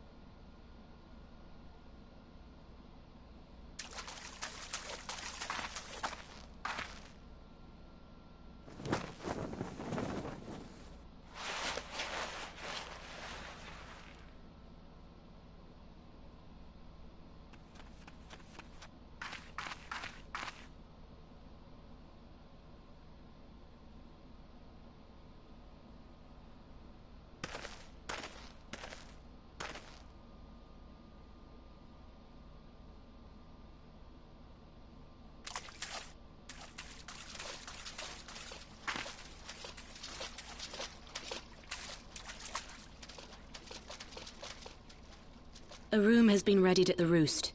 Pray, bear her thither at once.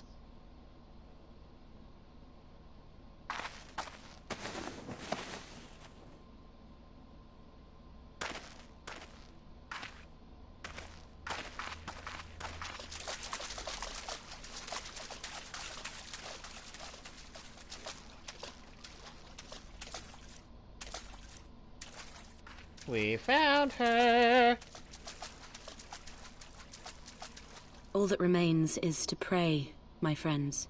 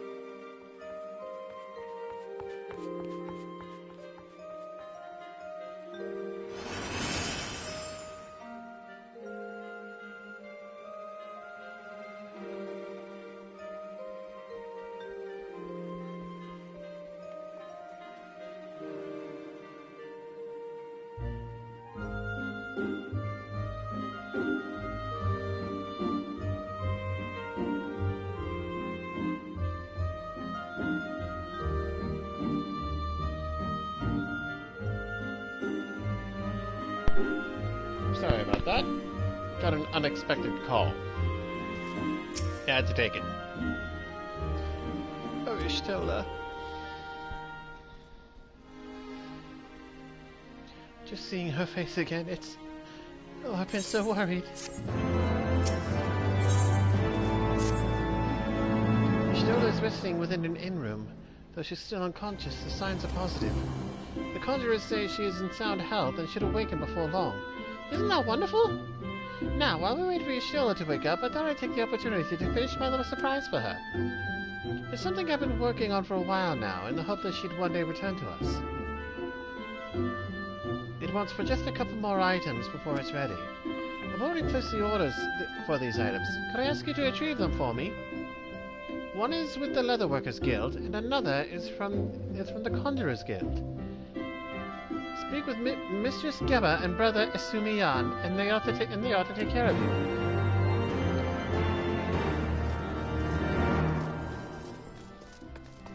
I can do that.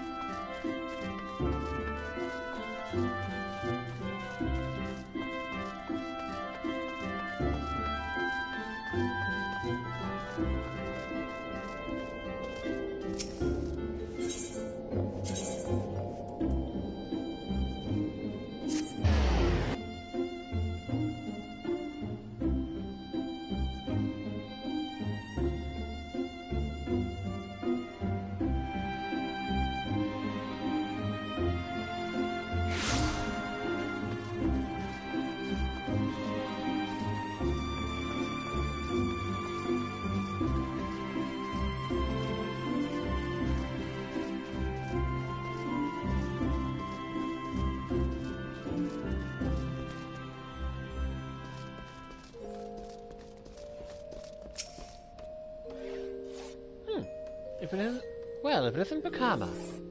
Looking for some hides to tan, mayhap? Here to retrieve an order from Mistress Sitaru, you say? You come at a good time. I finished it but moments ago. It was no small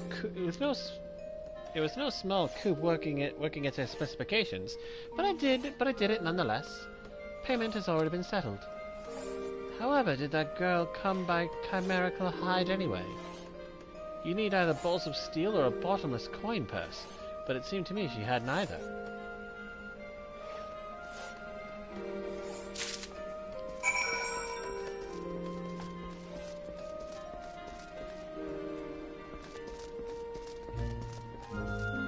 Next up, the Conjurers Guild.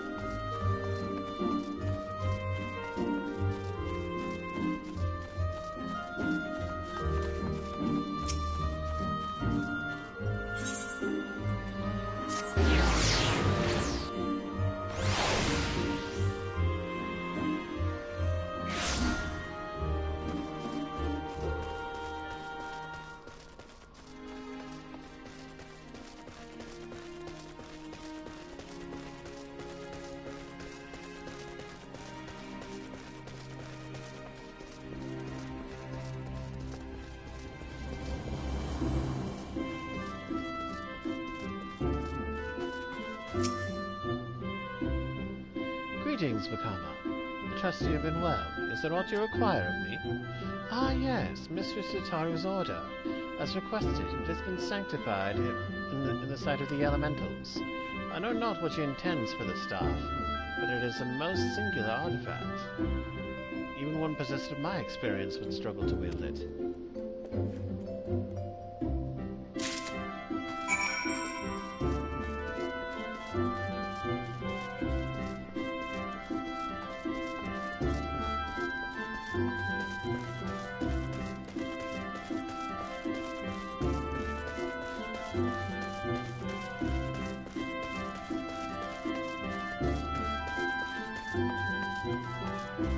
Alright.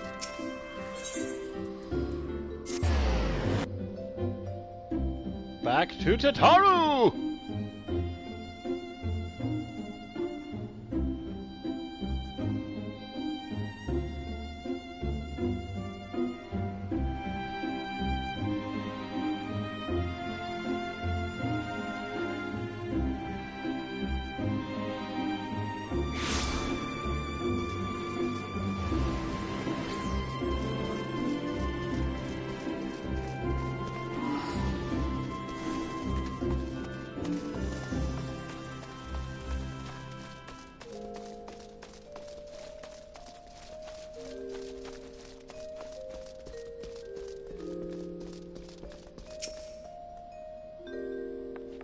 Ah, you're back. You have the items, I hope.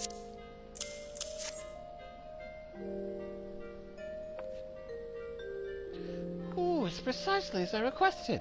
A perfect match for the other pieces. Truly, Geba is a master among masters. And the staff completes the surprise. Thank you so much, Vakama. I can't wait to see what your stroller thinks of the surprise. Lest you wonder, she's doing very well, and the conjurers have left her in her sister's care. Let's go and pay them a visit, shall we?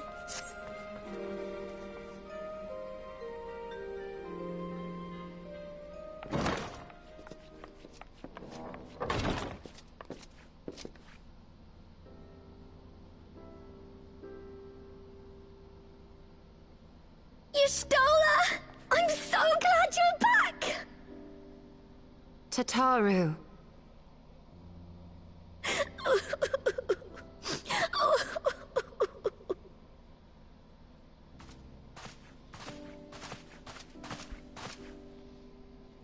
You are safe. Thank the 12.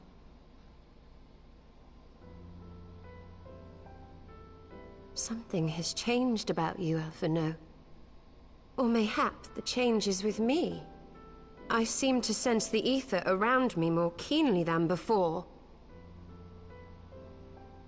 I am pleased to see you well again. Do you feel strong enough to talk?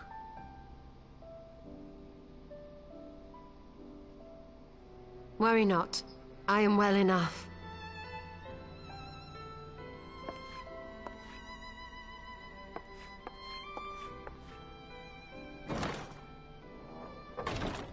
Tell us then, what befell you after you fled the feast?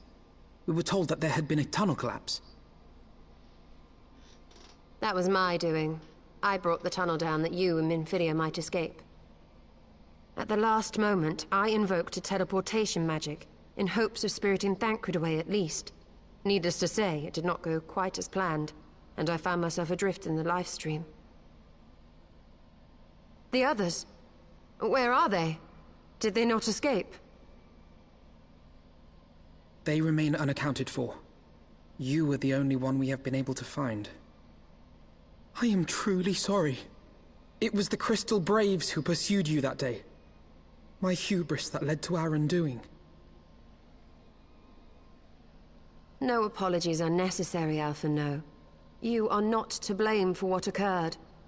Know that were our comrades here, they would commend you for keeping the light of hope alive. Don't worry. The others are alive and well, I'm sure of it. We just need to find them. Indeed, Tataru. Let us find our friends and rebuild the Scions. Ha! There is the Alphino I remember. And I feel much the better for his return. 'Tis time I arose.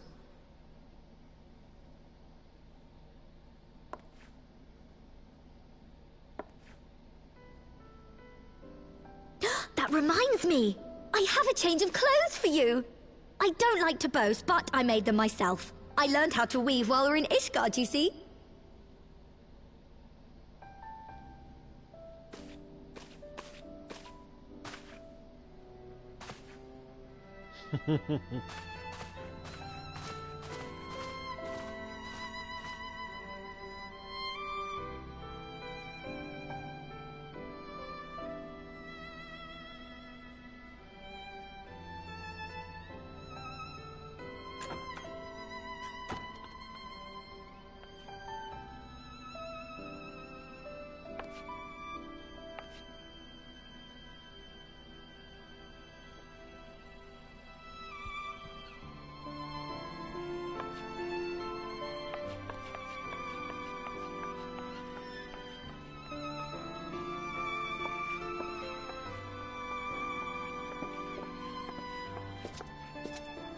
Tataru has apprised me of all that took place in the aftermath of the assassination plot. It would seem I have been away for some while.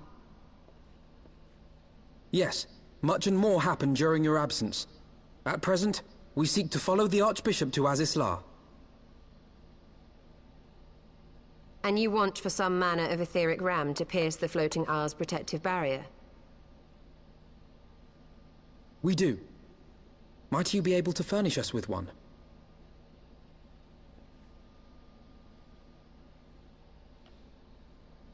A means to prise open a hole in an Allagan barrier. And one large enough to admit an airship, no less. Nay, I lack the knowledge to devise such a weapon.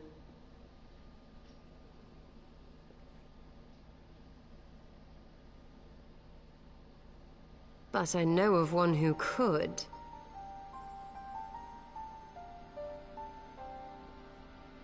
A leading figure in the field of etheric research, and one of the finest scholars ever to grace Sharlayan.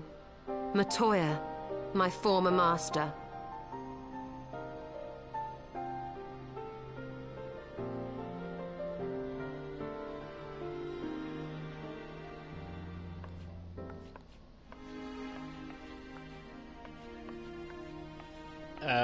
Hello?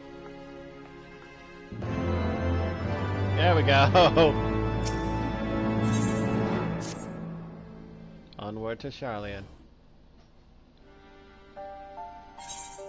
In my youth, I had the honor of studying under Matoya.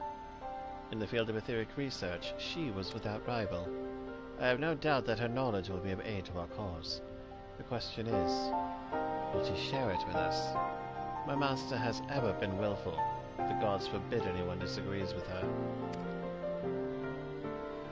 When the Gallian Empire first marched upon Eorzea some 15 years ago, the denizens of Sharlayan were summoned back to the motherland.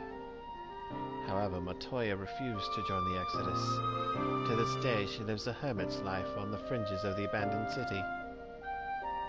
So it is to the Dravanian hinterlands that we must go. To the place of my birth. Though Alizé and I were born in Sharlayan, our days there were short. We remained only until the Exodus, and I have not returned since. Oh, so it's to be a homecoming then. As fine a reason as any to go to Sharlayan.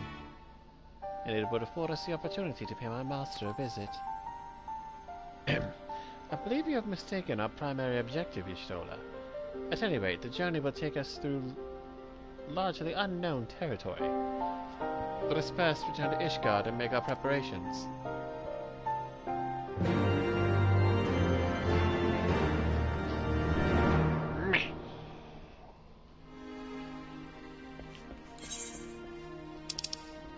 To Foundation!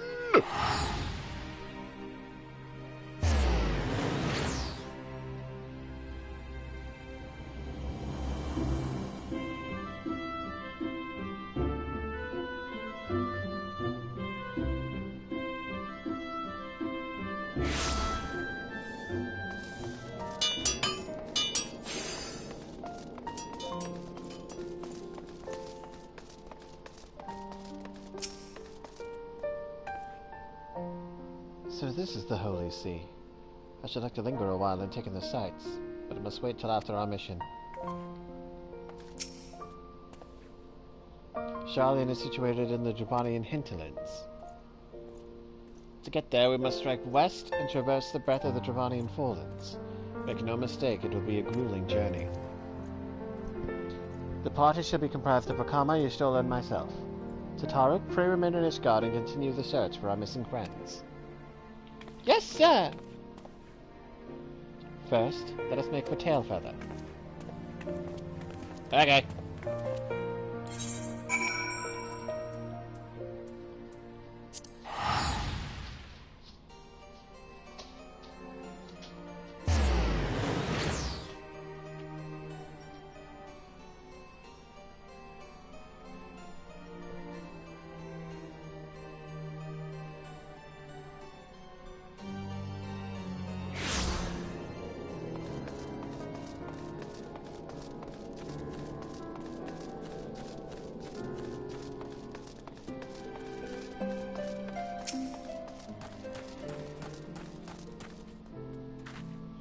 A long soak in the live stream followed by a long journey.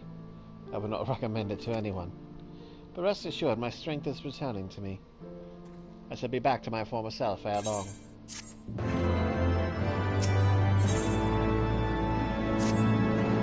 I believe I am sufficiently rested. Let us continue west to Sharlayan. Once we descend the mountain path, we will arrive at the Dravanian hinterlands. From there, it is but a short distance to the city. Be warned that we shall be passing through Nath territory. We must needs be wary of them, and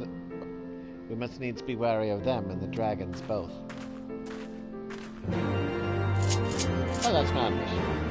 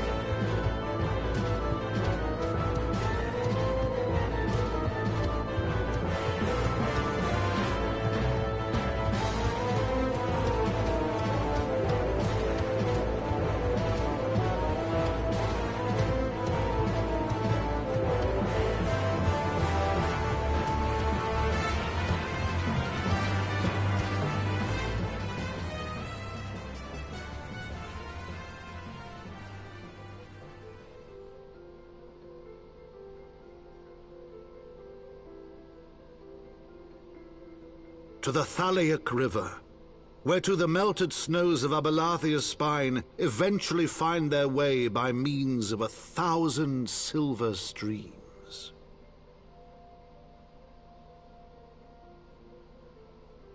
Whose waters have long nourished the Dravanian hinterlands, and so provided for a settlement of learned souls from across the northern seas. To the city of Sharlayan, that great seat of knowledge, now abandoned by her keepers, they came.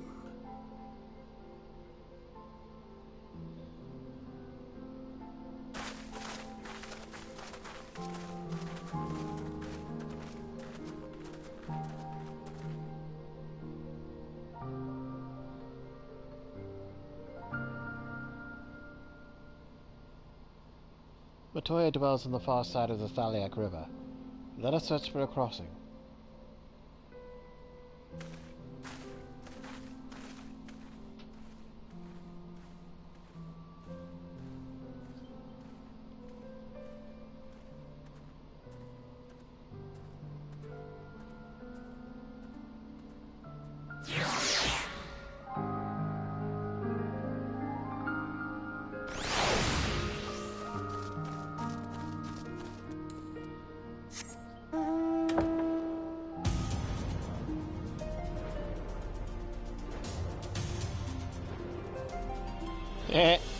Narbu.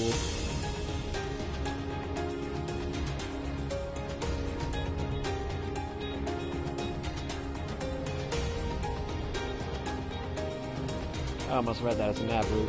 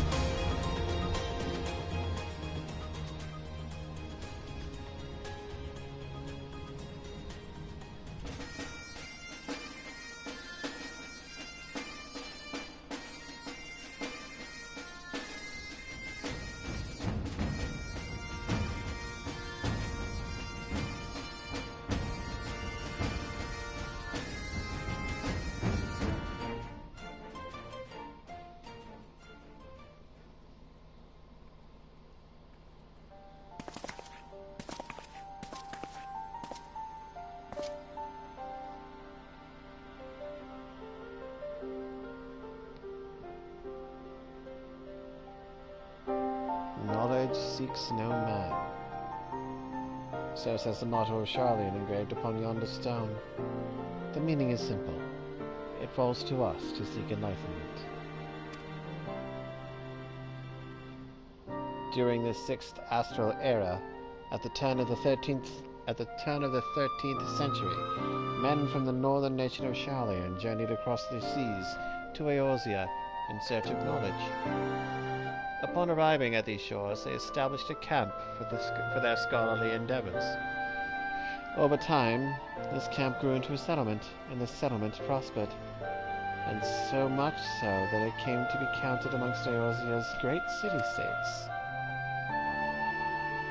Alas, those glory days are now but a fading memory. With her keepers lost to her, Sharlayan has become an empty husk of her former self.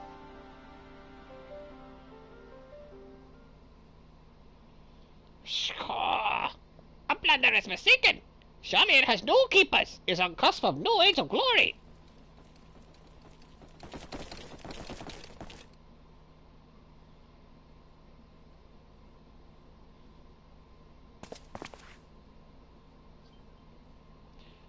Goblins? Here to plunder the city? Uplander is mistaken muchly. We are not thieves. This place is our home.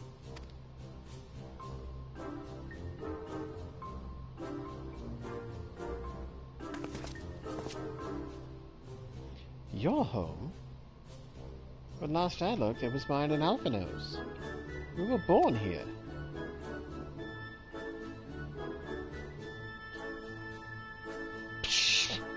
When Uplanders abandoned city, Uplanders gave up claim.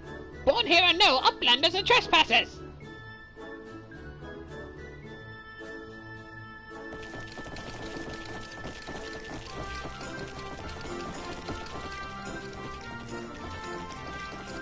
My friends, please. We did not come to dispute your claim to this land. Our purpose here is peaceful. We desire but to cross the river.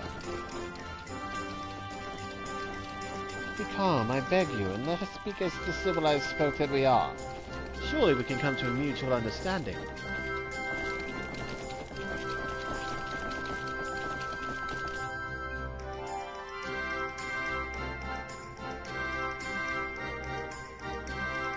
Sure, if that is true, then Uplanders are welcome here. Come with Slowfix. Slowfix will show Uplander settlement.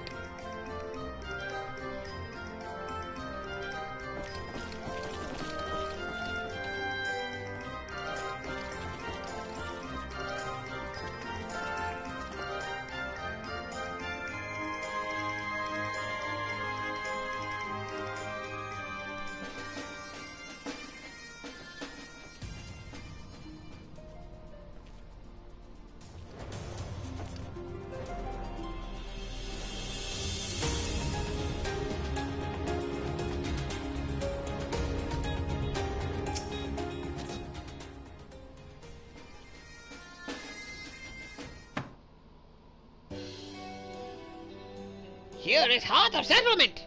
Name of Idleshire.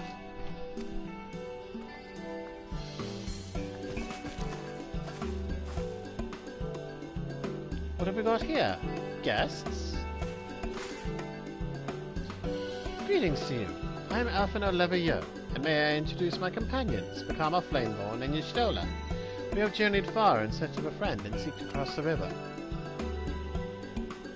But finding the main bridge collapsed, you went looking for a detour and ended up stumbling into Slowfix and his crew. Is that right? That is the short of it, aye. This place, Idleshire, I came expecting a ghost town. Suffice it to say, I am surprised to find it so alive. Well, with all the precious artifacts lying about, it was only a matter of time before treasure hunters like we moved in. But we weren't the first to arrive, neither. By then, Slowfix and his gobby friends were already settled. At first, gobbies and hunters disliked each other, but understanding came, then friendship. Now gobbies and hunters have joined hands to build great new nation. So that is what happened after we Charlanes departed. Oh, so you're locals. No hard feelings, I hope. All these nice buildings, but no one to live in them. Felt like a waste, you know? We've been trying to put the place to rights, and things have been going well for the most part, but it ain't all smooth sailing. Not to sound ungrateful, but the traps your people left lying about are a bloody nuisance. And there's the Illuminati harrying us day and night. Slowfix has bright idea. Uplanders desire mutual understanding, yes? Best way to understanding is helping one another. Help citizens of Idleshire, and Uplanders can be citizens too. Citizens are free to cross river. Well, I'm not aware of a quicker way to reach our destination. Let us assist Slowfix and his people.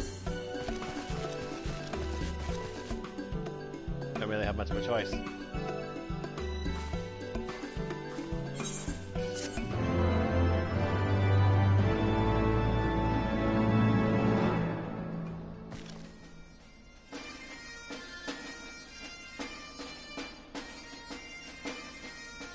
Can you Thank you. So Uplanders agreed to help? Good! Here's what Slowfix wants Uplanders to do. Many golems prowl Idershire. Get in the way of expansion plans. Slowfix wants Uplanders to eliminate golems. Uplanders are Sharlayan, yes? Sharlayan should know best way to deal with creatures. So we have to eliminate the golems. That should be a simple enough affair. The automata were employed as sentinels, and by design can be unmade with a coded command. At the time of the Exodus, it was knots and crosses. And I see no reason why it should still not still work. But let's divide the task between the three of us. The quicker to be finished with it.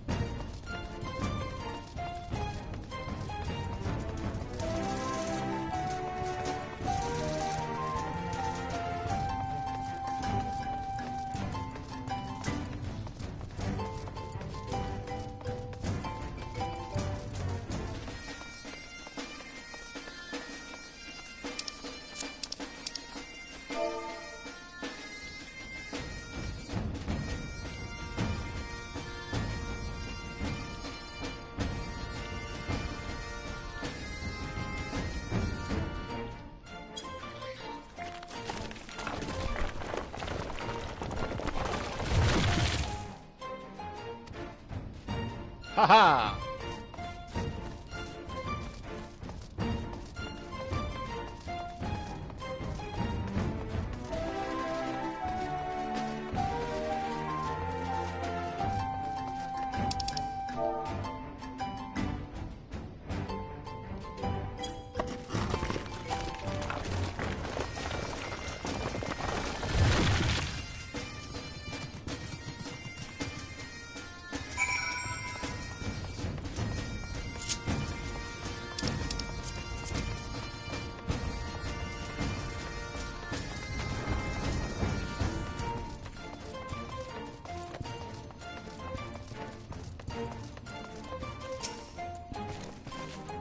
Golems are no more?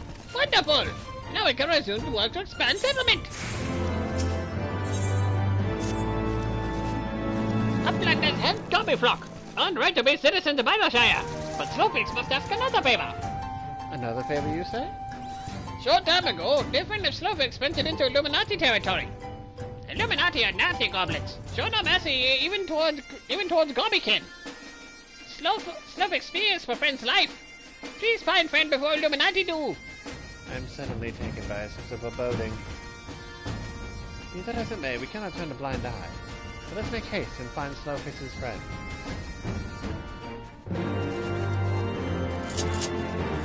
Seeing as how this is a matter that it requires haste, mount! I got my PvP target. Speaking of which, I should probably start doing that at some point. Because there's a minion and a mount on this one that I would like to get.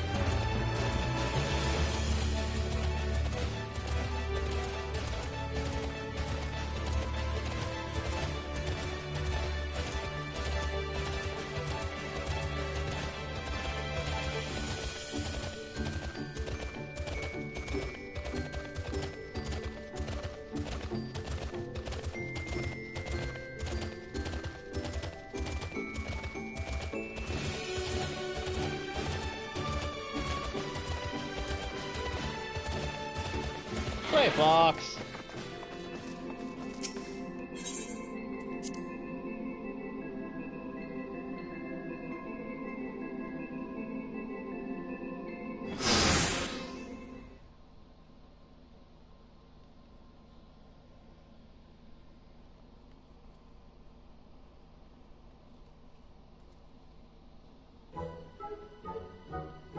Goodly Uplander! Long time no eye catch.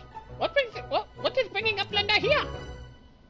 Does Uplander have lusty eyes for junk of Brayflux? Uplander must not be touching junk of Brayflux. Brayflux is finding junk first. I knew I recognized that voice. Greetings, Brayflux. It has been a while. Forgive us for interrupting your work, but Captain Weisgat gave me to understand that you are marked by the Illuminati. This happens to be Illuminati-held territory. Is it wise to be here? Brayflux eats Illuminati for synapses.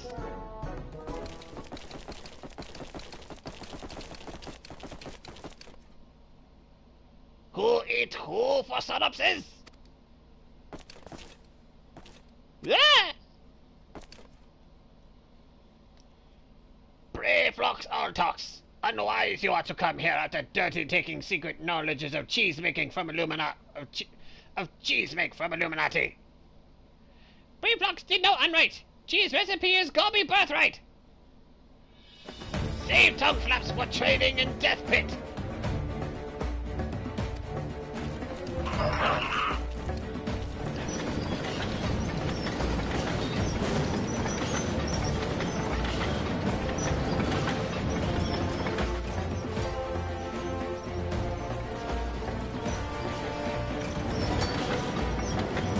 Pray to God, brothers, for punishment is mealtime. Yes, we have no choice.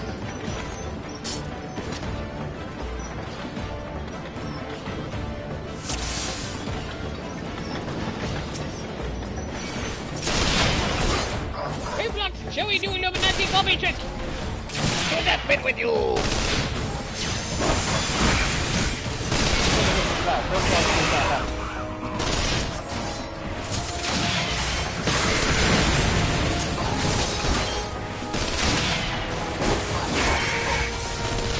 Tremble before might of Illuminati!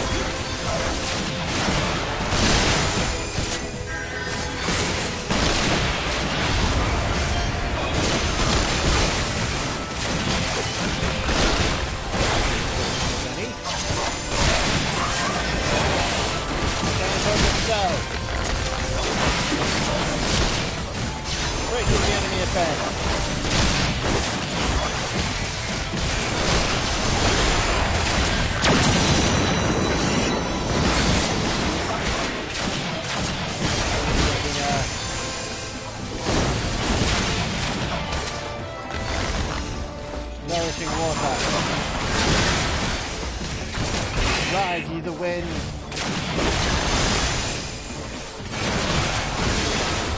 And become as light.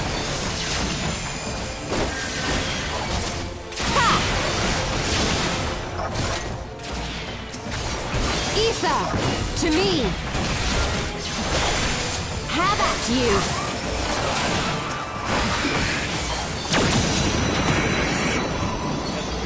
Smite mine enemy. It is done.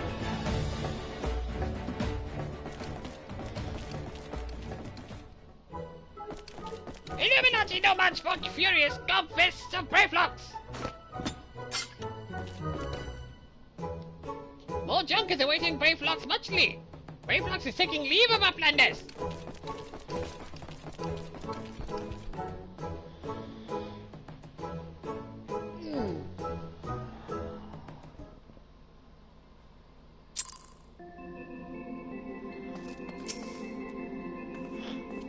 Being embroiled in a cheese war was the last thing I expected coming to Charlian. At any rate, we have fulfilled Slowfix's request. Let us return with good tidings and be on our way.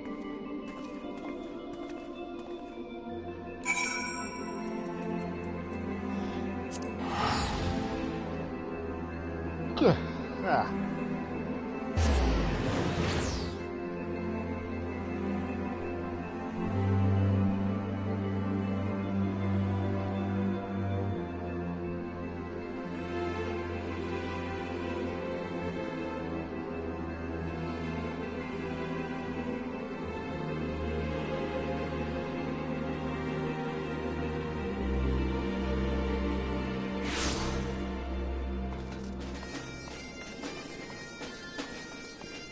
I think by this point in the story you should be able to attune to that ether, right? Uplanders are back! Did Uplanders find friend of Snowfix?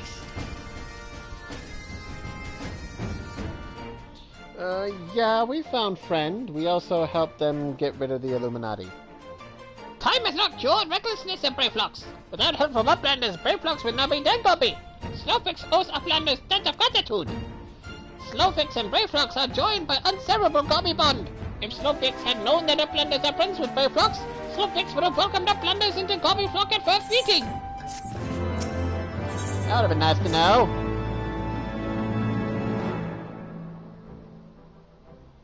Uplanders have upheld bargain most highly. As promised, Slowfix will make Uplanders honored citizens of Idleshire, free to cross wherever it will. The Uplanders must leave for now. Snowfix hopes that Uplanders will pay many visits and help build great new nation. You're most kind, my friend. You may be certain that we will return. I must confess, at first it upset me to learn that my home had been occupied by others, but I see now that it is in good hands. Under your care, I look forward to seeing how Charlian thrives. I look forward to seeing Charlian thrive once more, to become a home of people of all races and creeds. Slowfix has already ordered the Goblins to let Uplanders through. Save troubles! Alphino, Vakama, shall we then?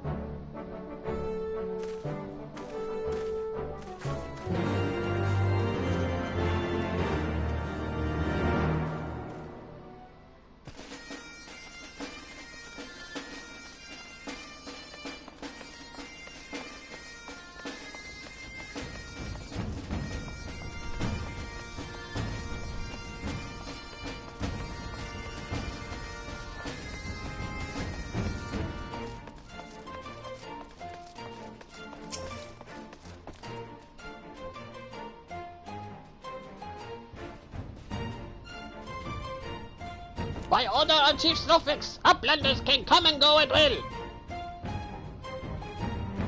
One moment for clearing away barricade.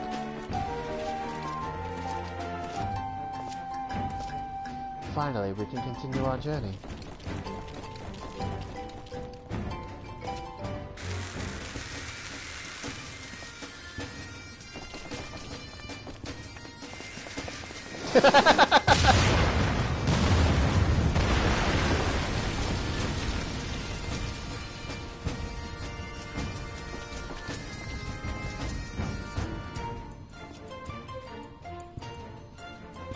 Ahem. Barring any misadventures, we shall soon arrive at the cave where Matoya resides. Unless you have unfinished business in Idleshire, let us strike out at once. I am ready whenever you are. Let's go and meet the legendary Matoya.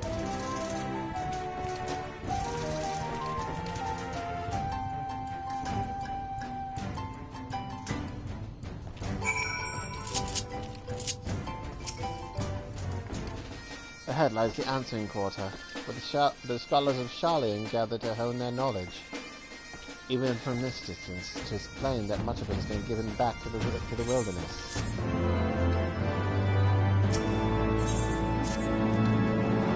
The cave in which Matoya resides is situated on the southern edge of the hinterlands. In choosing the spot, my master desired privacy above all else. As such, the cave is extremely well hidden. You'll not find it unless you know to look for it. We shall follow the road south until we reach a bridge. Rather than cross it, however, we shall ford the stream that spans. Then head straight until we arrive at the basin of a bluff.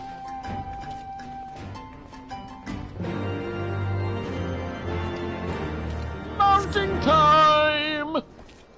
Nimbus!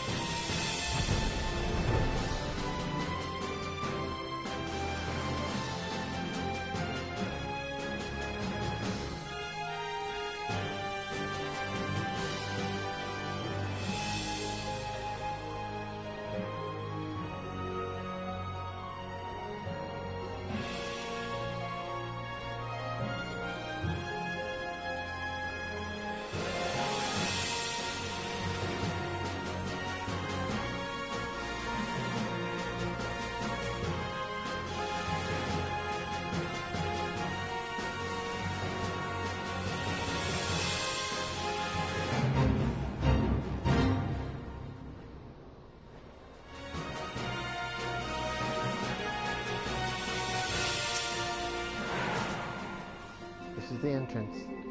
You seem unconvinced, Vakama.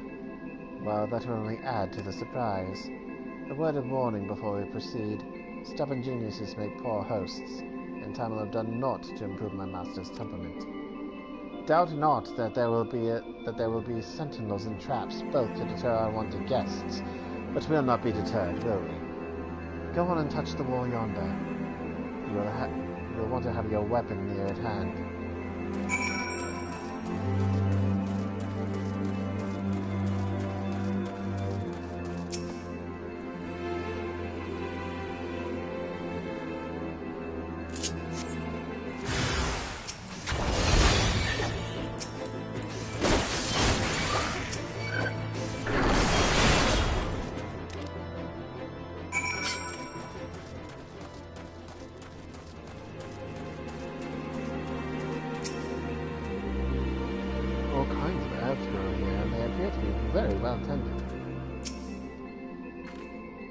Those sentinels may suffice to discourage the abbot trespasser, but not the warrior of light. The way should now be clear. Come, let us go and see my master.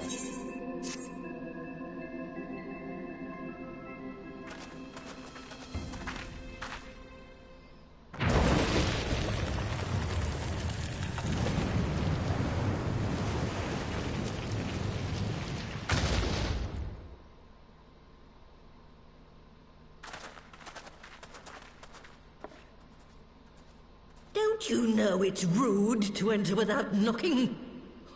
The youth of today. No manners at all.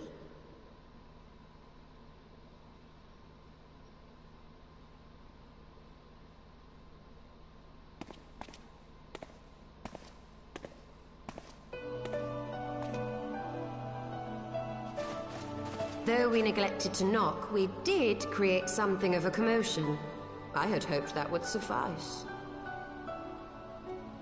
Heavy-handed as ever, I see, and still not a hint of grace. Some things never change. To give credit where credit is due, I learned from the best. It has been too long, Master Matoya.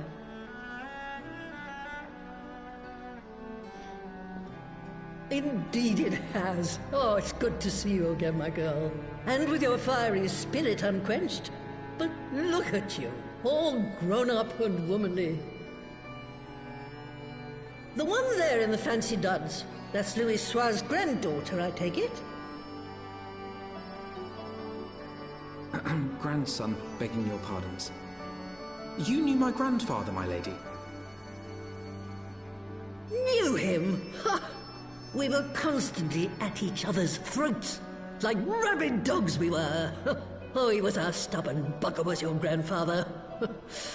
Never a dull moment when he was around, though, I'll give him that. As for you, boy, I've known you since you were a rosy-cheeked babe at the teat. And my sister too, I gather. May I say what an honor it is to meet you again, my lady? Spare me the hollow pleasantries, boy. I'll wager my remaining good teeth you didn't come to a forgotten corner of Eorzea to flirt with a wrinkly old woman. Now out with it. What is it you need of me?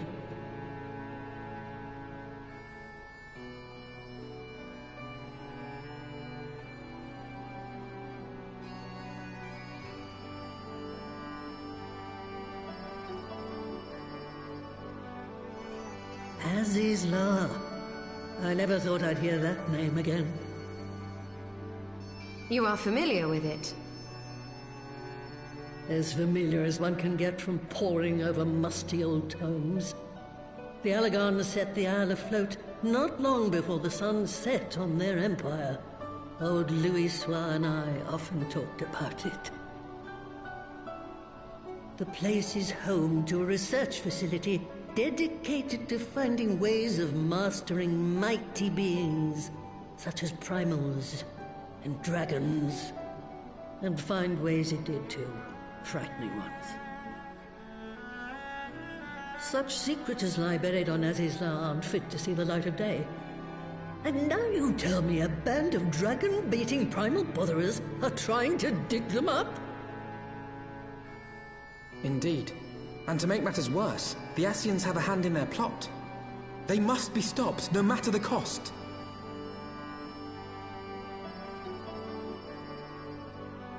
I see. Very well. You will help us then? Truly? I had not anticipated such an impassioned response.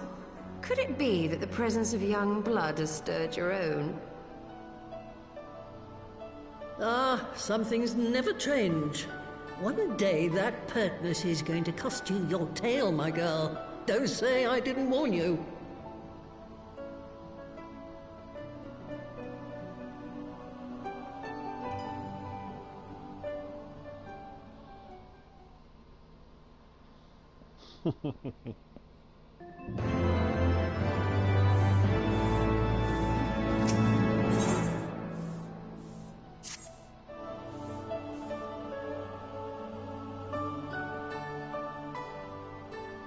"'Twas some 50 years ago, shortly after Garlemald had brought all of Ilsabard under its rule.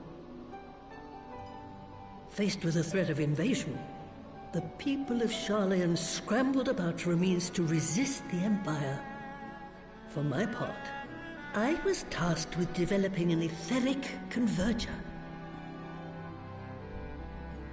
Ah, yes, a device which draws in ether and concentrates it to produce a destructive force.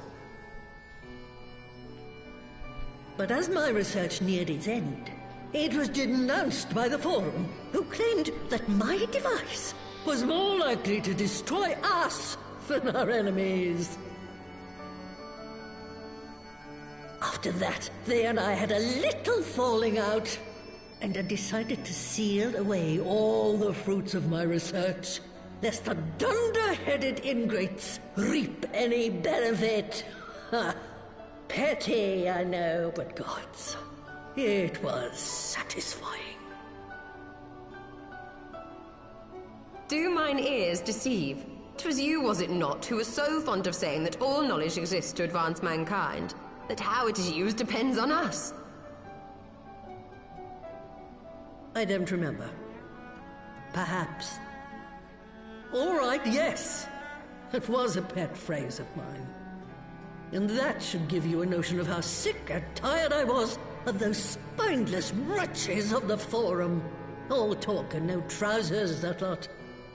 That's why I decided to remain behind, rather than join the Exodus. You may have had your disagreements with my grandfather, but upon that point, your minds were as one. With respect, Master, the fruits of your research should not be left to spoil. Will you share with us the secrets of the Etheric Converger? Aye, I will. All the information you need is contained in a tome I wrote on the subject. But you'll have to fetch it from the forbidden section of the Great Library. Ah, you were not exaggerating when you said that you had sealed it away. Though the city is abandoned, the library's guardians are all but certain to remain. We must needs cut a path through them. Come, let us away.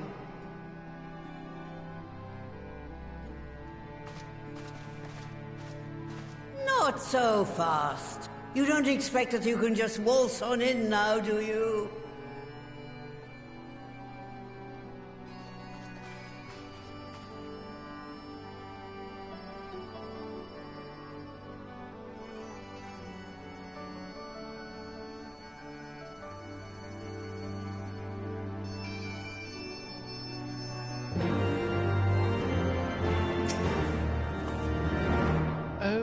Great Library's guardian shouldn't pose any difficulty for a hero like you.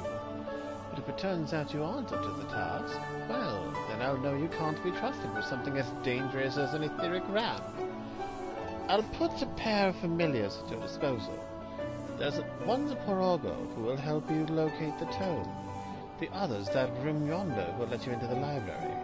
Well, what are you waiting for? Introduce yourself, boy!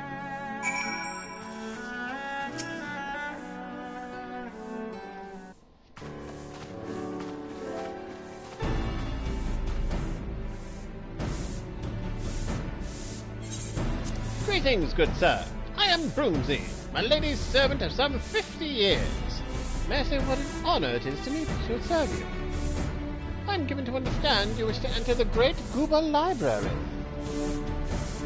To find it, pray head east upon leaving this cave. The building will come into view shortly after you reach the collapsed bridge. I shall go and fetch my fellow familiar on my way to the entrance. When your preparations are in order, pray come and meet me there. It will be my pleasure to unlock the door for you.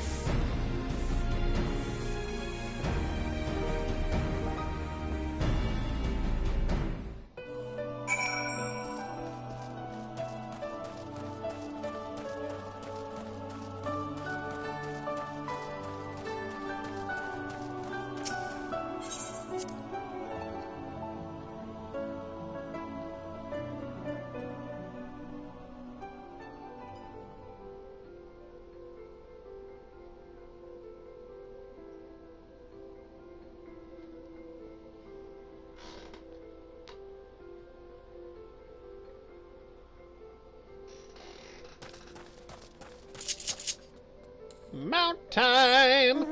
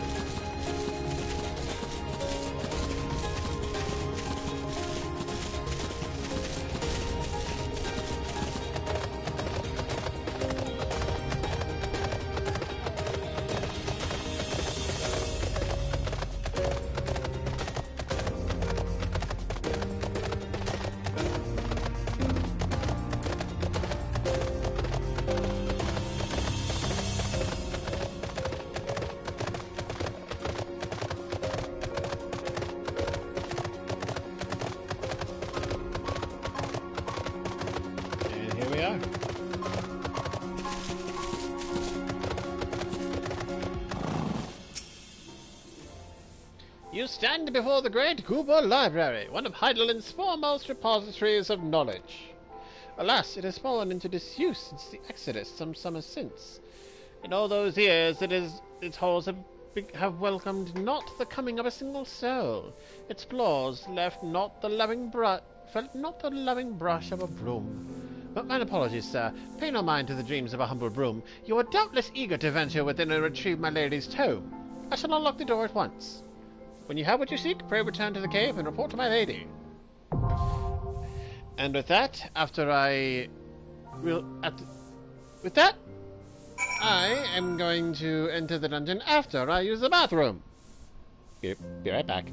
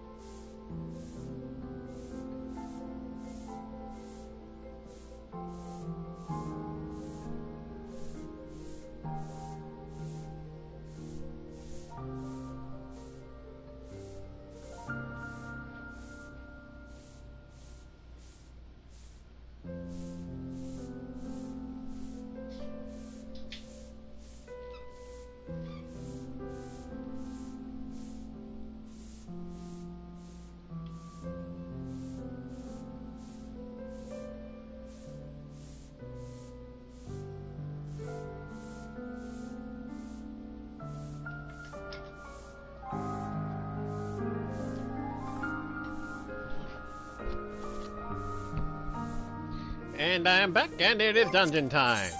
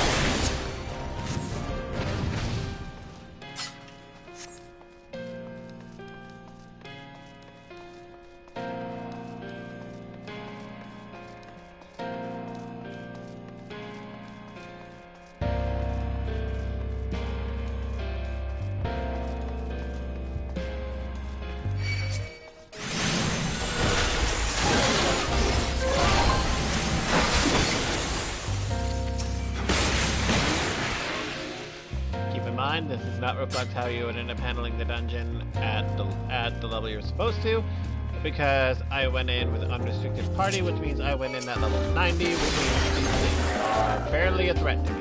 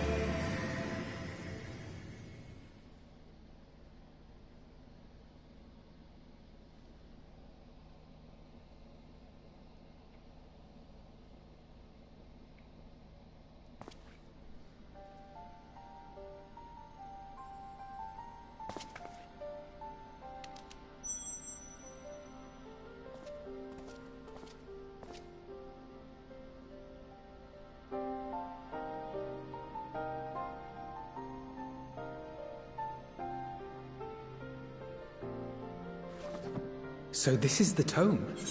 Excellent. Let us take it to Master Matoya at once.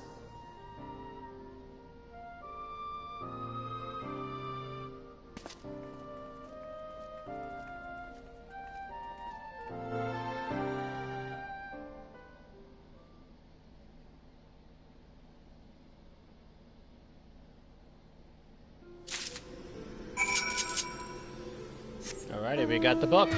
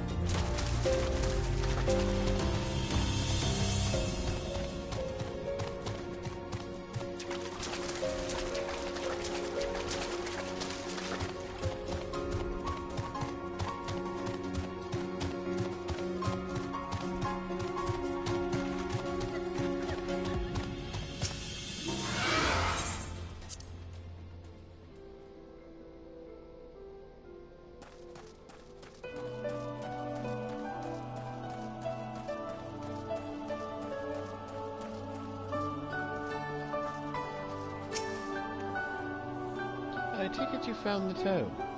Well, let's see it then.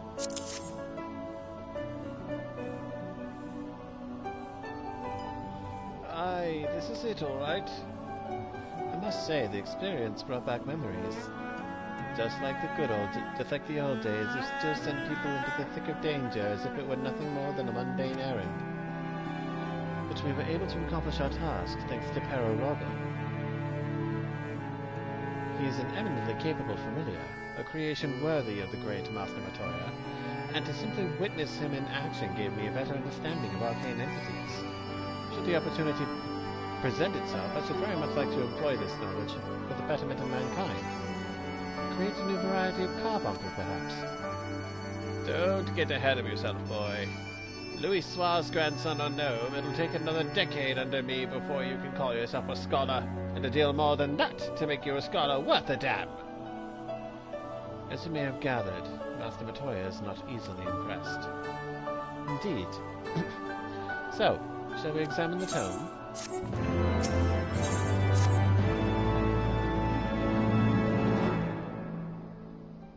I had not thought to behold this tome again.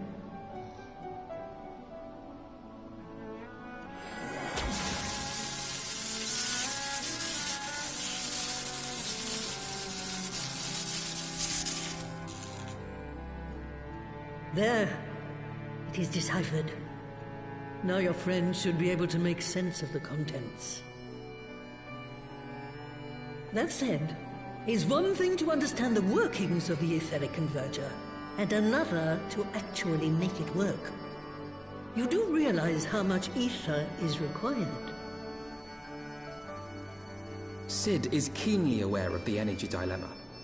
His airship is by no means large, and it can only bear a limited quantity of crystals. If only we had white auracite in the etheric siphon. Alas, Minfilia is missing along with both artifacts, and Moonbreeder is gone.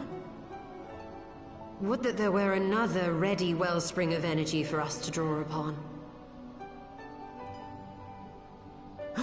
Why did it not occur to us before? We already have what we need! The Eye! It has been drawing ether into itself for as long as the Great Worms have lived. It is a veritable wellspring of energy. It might just suit our needs. But is this energy something that can be harnessed at will? I believe so, with the aid of the Azure Dragoon of Ishgard. Then it is settled. Let us return to the Holy See at once.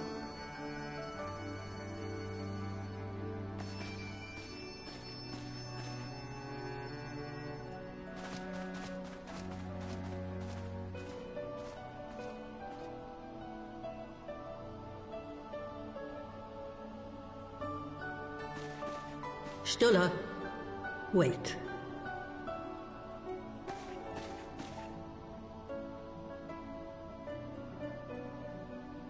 When did the light fade from your eyes? I might have known that it would not escape your notice. It has been this way since I returned from the life stream. An after effect of the teleportation magic I invoked, most like. They are called forbidden spells for a reason. What were you thinking, girl? I have no regrets.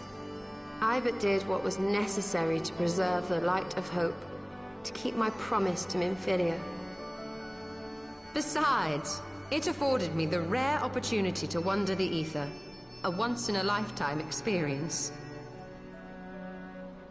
I need not tell you that it consumes your very life force to see by sensing the ether around you.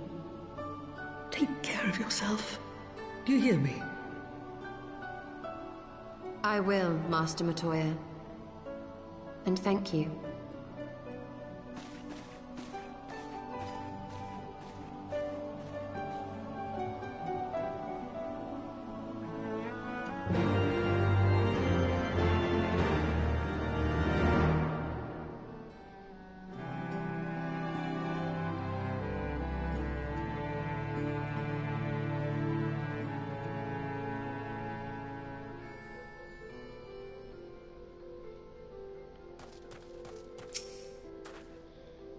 Thanks to your customarily heroic efforts, we now possess the knowledge to build an etheric ram. All that remains is to secure its energy source. Let us hasten back to Ishgard and consult Sir Amric regarding the eye.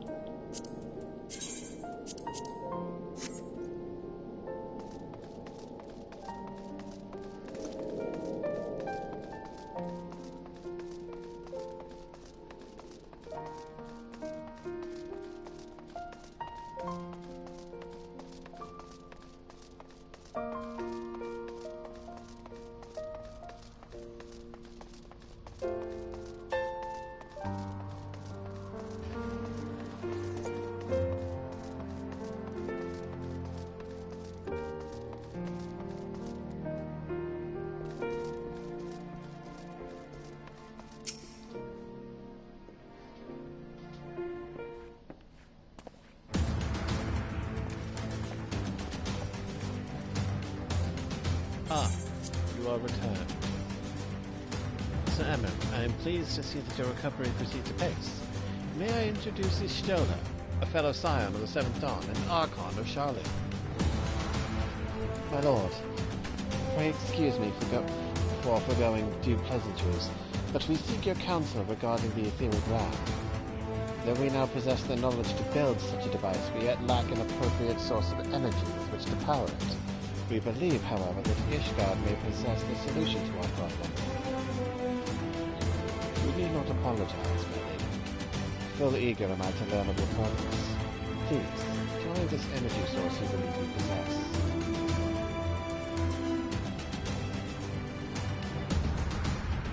You are certain that the eye can lend its power to Master Montoya's etheric converger?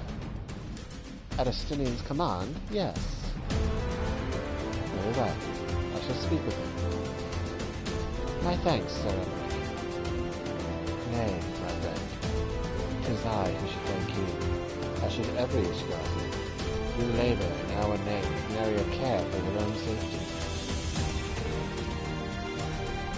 Let us next speak with Sid. He will doubtless be eager to begin work on the etheric ram.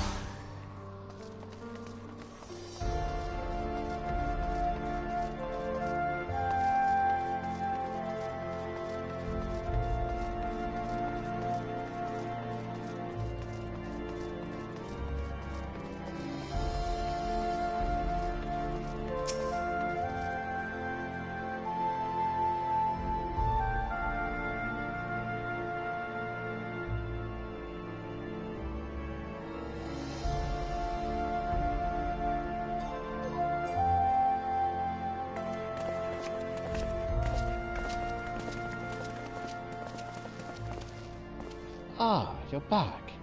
The preliminary work on the Enterprise is more or less finished. Tell me you found a way to build the etheric ram.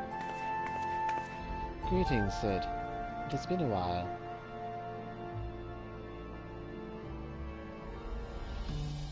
This tome contains the fruits of my former master's research on a device known as an etheric converger. Our ram should operate on the self-same principle.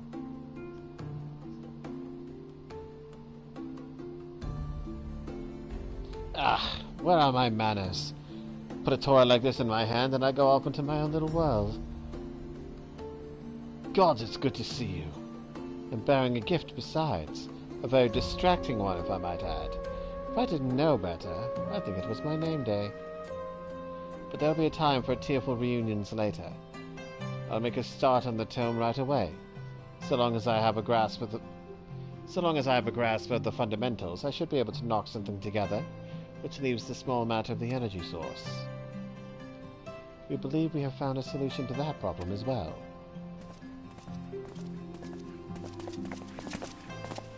Pray forgive us our lateness.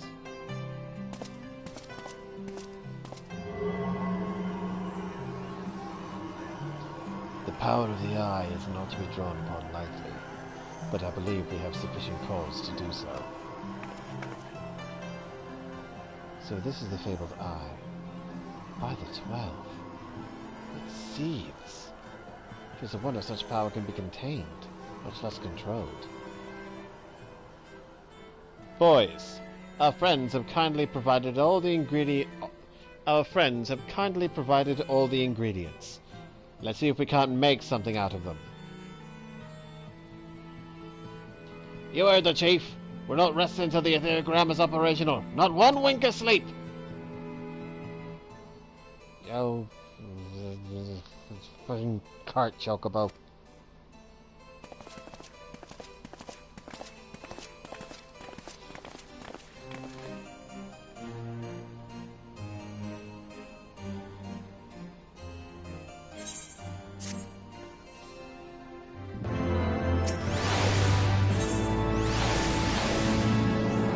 Given the danger of the task that lies before us, I think it only right that we take a moment to bid our friends and allies farewell. Alas, it requires my assistance with Master Matoya's rather singular writings. Might I entrust the task of visiting those who will remain behind to you? So the hour is nigh. Would that I could join you in the coming battle, but with my wounds I fear I would only be a burden to you. In consorting with the Asians and availing himself to primal powers, my father made himself an enemy of all that is good and right in the world. Do whatever you must to end his madness. May the Fury watch over you.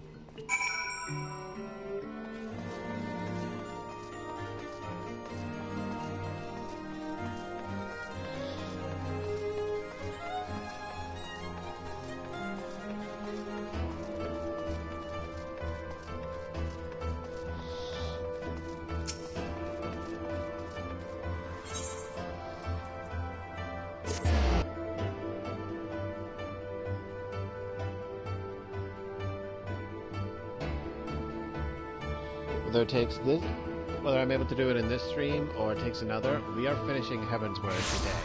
The base story, at least.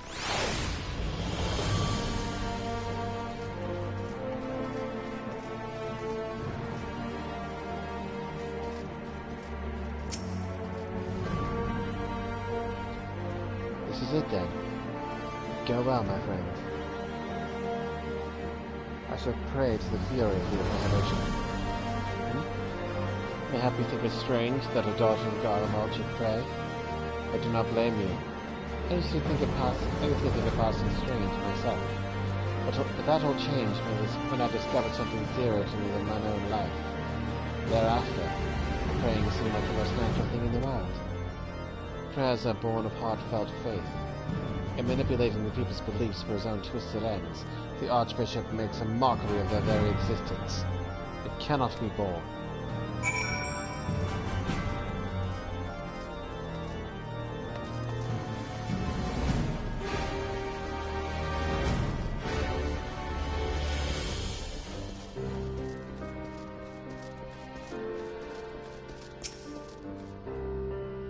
So you're out to face the Archbishop, then? Please be careful, and watch over the others, will you? We've lost too many friends as it is. Some may yet return to us, but I couldn't bear to lose anyone else. I just couldn't. I realize it's asking a lot, but you're the strongest person I know, and I don't think there's anything you can't achieve if you put your mind to it. So please, whatever else happens, keep everyone safe. I will, Tataru.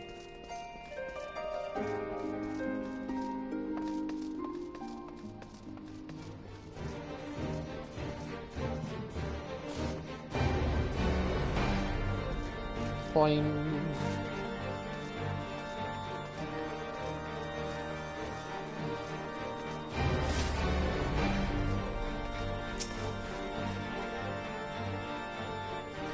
Well, if it ain't my old friend Vakama.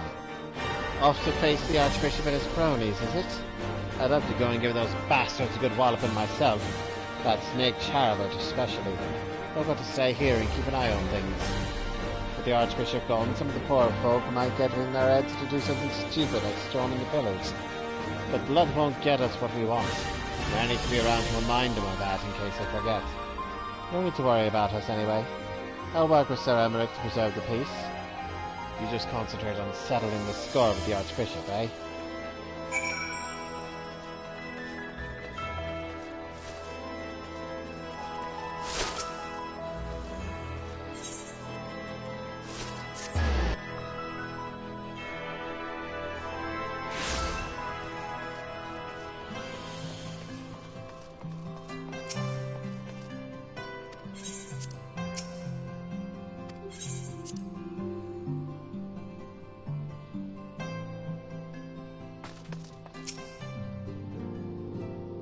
Master Flameborne, how good of you to pay me a visit.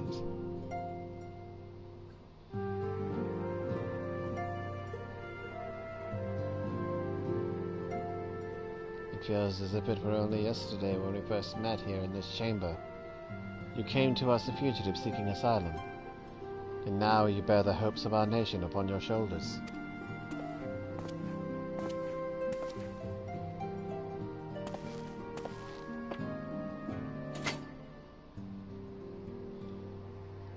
He would not have told you. But when Archifon begged me to accept you into our household, he described you as hope incarnate. At the time, I assumed he was just waxing... At the time, I assumed that he was waxing lyrical, as was his wont. But I've come to see that he simply spoke the truth.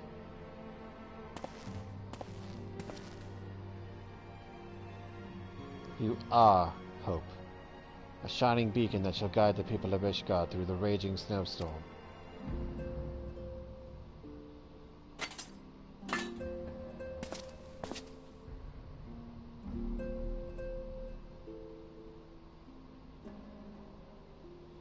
A memento.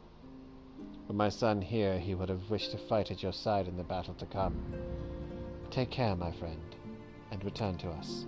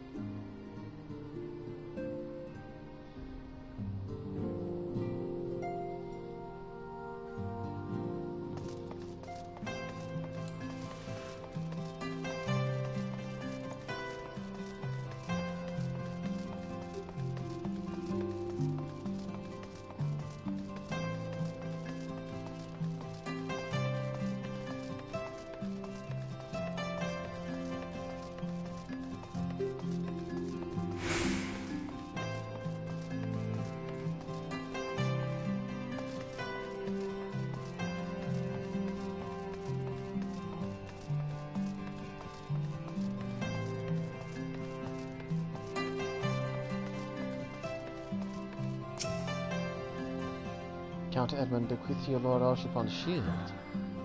A noble gesture. We bear the hopes and dreams of full many souls. Let their faith in us be a source of strength and courage as we face our remaining trials.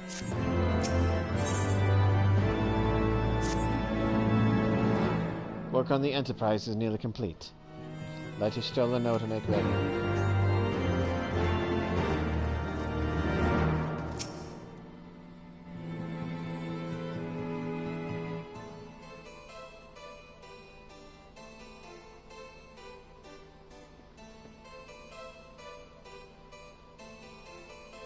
Until but recently, the Ishgardians have kept their doors firmly shut to outsiders.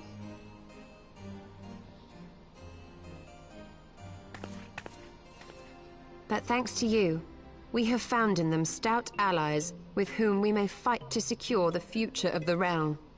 Truly, you are the beacon of hope towards which all men are drawn. Spare us the hyperbole. 'Tis not for praise that we fight.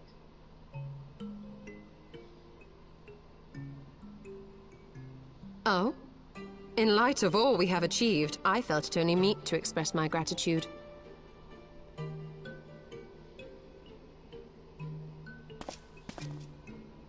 all that we have achieved. Spoken like a true outsider. Until the war is over, we have achieved nothing. The coming battle is a chance to excise the root of this conflict, and by my hand it shall be done. Then you may speak of achievement. 'Twas not mine intent to make light of your struggle. If I have given offense, then I apologize. But if I may speak freely, you would do well to be wary of the Eye. Even now, it burns with insatiable hatred, watching unblinking for a sign of weakness. Should you falter for so much as a moment, it will surely consume you. Save your concern. I will consume the Eye ere I let it consume me.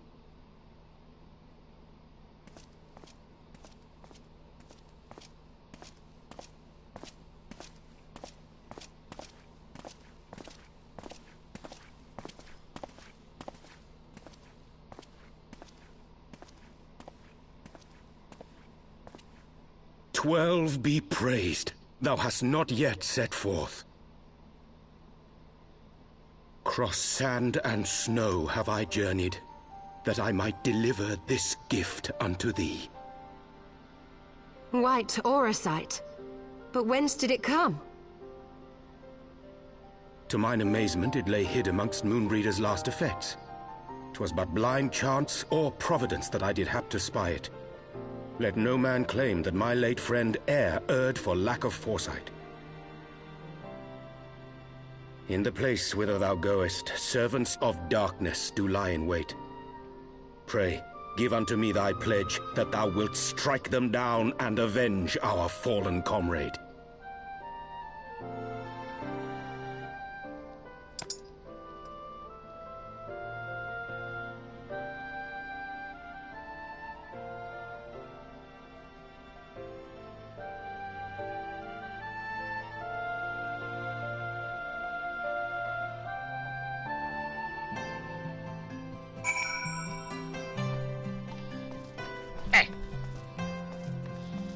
Alright, let's get this going. Let us go, Vakama. Azazla awaits.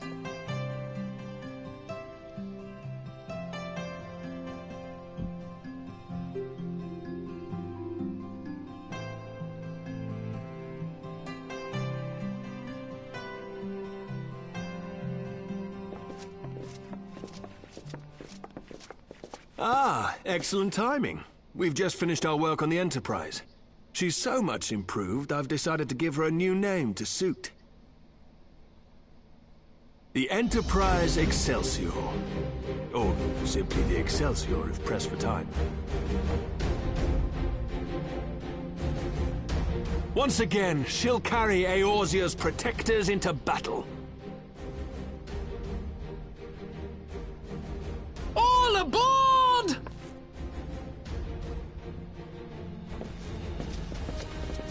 I can do no more than see you off with prayers for your safety and success. Yet know that wheresoever you may go, my son's spirit goes with you. May the Fury grant you strength.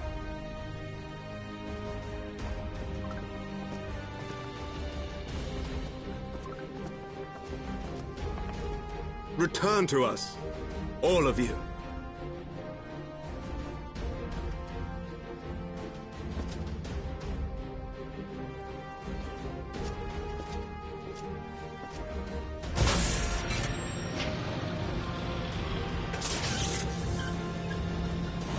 Enterprise Excelsior. Engage.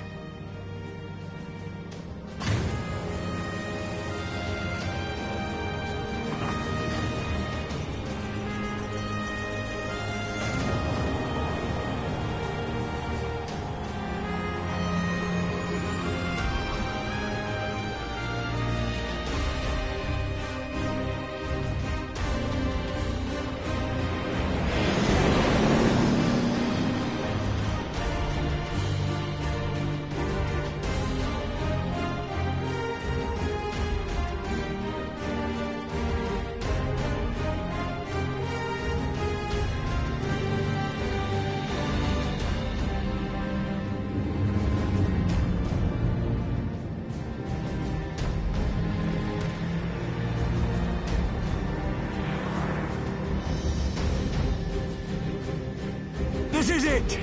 Get ready!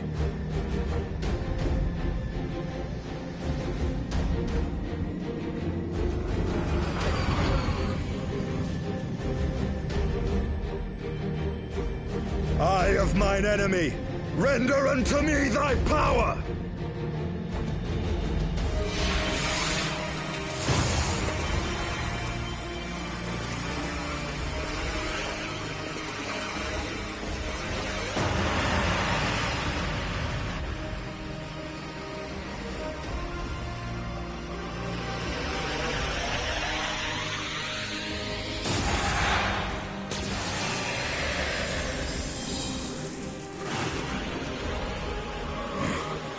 No, you will not claim me. I am the master.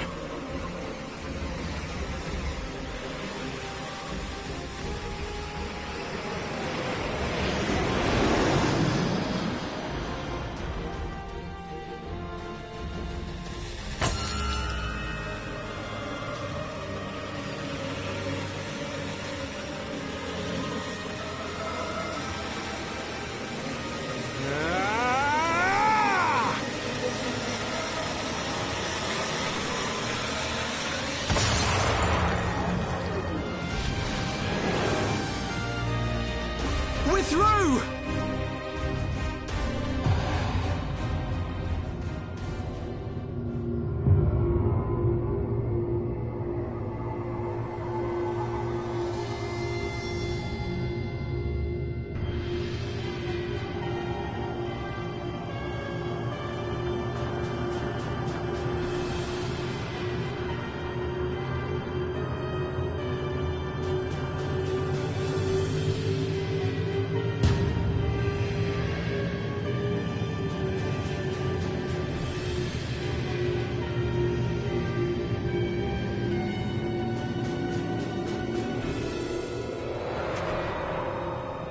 Chief, we've got an Imperial battleship on our tail. And it's bleeding massive.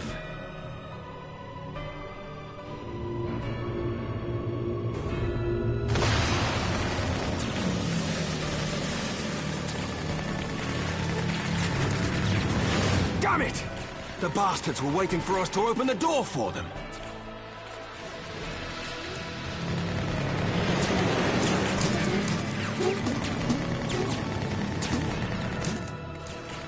I'm gonna try to shake them. Hang on to something.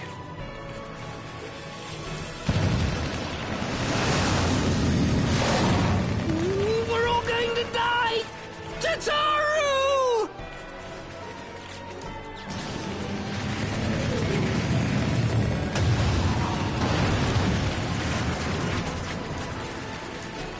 She won't take much more of this!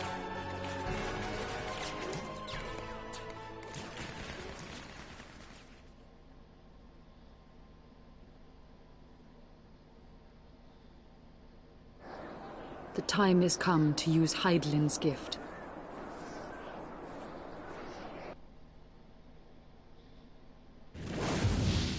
Much blood has been spilled in my name. And for what? For a false cause that I created for want of the warmth of companionship. Saint Shiva, pray Svelga, pray forgive this fool. But even now, I cannot let go of my dream. My dream of a tomorrow in which no child need freeze alone in the snow.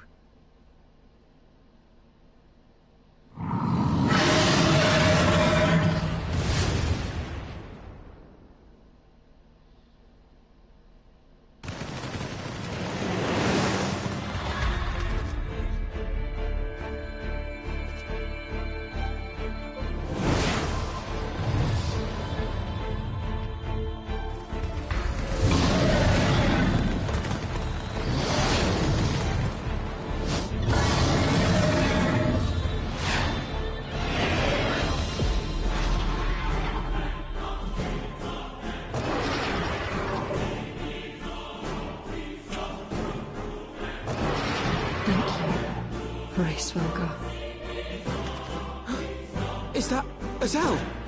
What does she mean to do? O goddess, born of mine own hopes and dreams, for the last time, I beseech you, fill this vessel with your light, still the hatred within our hearts, and bless us with eternal grace!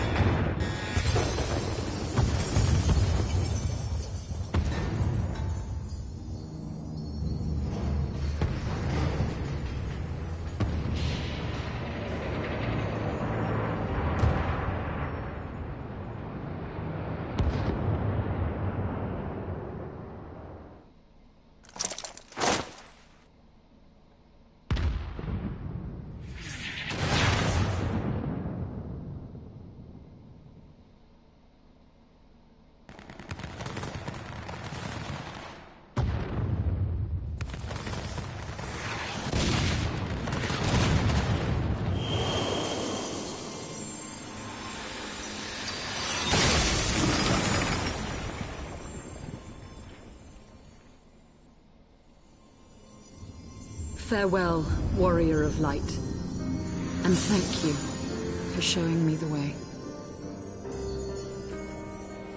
No!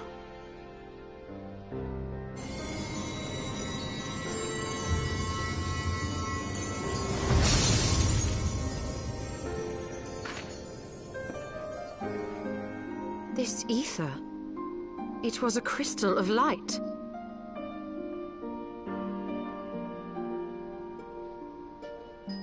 She, too, was one of Hydaelyn's chosen.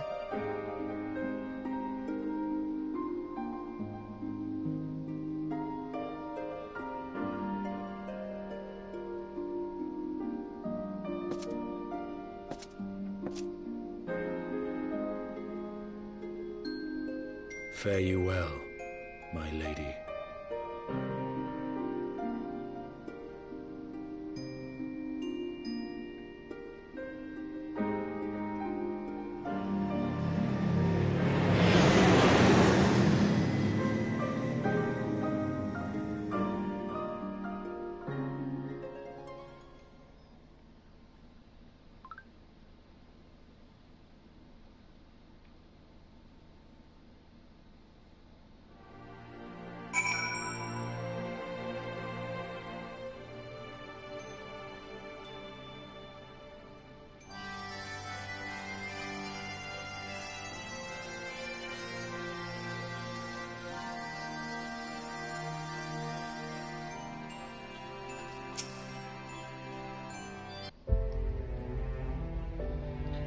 Whew. I don't know about you, but I'm glad to be back on solid ground, even if said ground is floating in the sky. When that Imperial battleship appeared, I honestly thought we were finished. It we would have been had your friend not arrived when she did. 12 grant her mercy. Brief though our time together was, Isael was a true friend, a gentle soul who fought for her beliefs. She would have made a fine scion. What is a scion but one who fights for our cause? Our hopes survive thanks to her sacrifice. Let that be enough.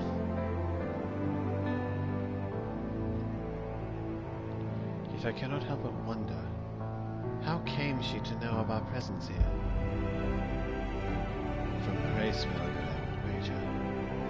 He will have felt my channeling of the Eye's power. It would seem they were able to make peace with one another in the end. She gave her life because she believed in us. We owe it to her to see our mission through.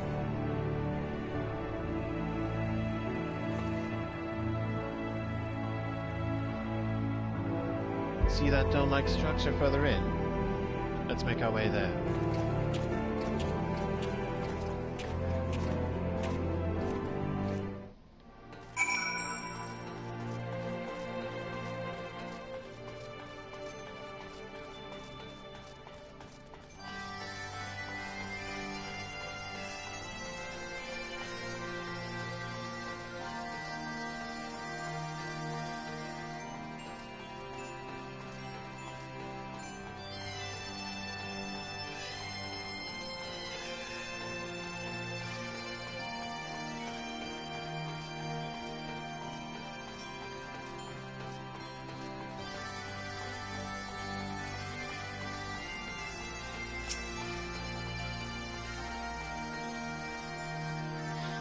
The Isle's sentinels don't seem to frequent this area. We should be safe here. Let's talk strategy, shall we?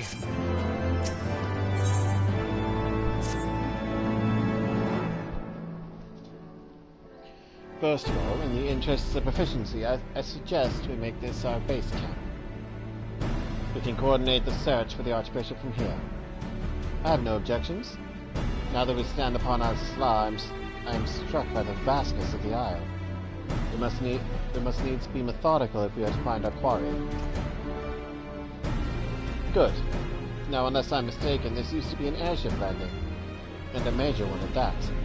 From what I know of Allagan design, there should be a terminal nearby that's linked to the Isle's operational heart. If we can find such a terminal, we should be able to learn something of the Archbishop's whereabouts. Let's split up and look for it.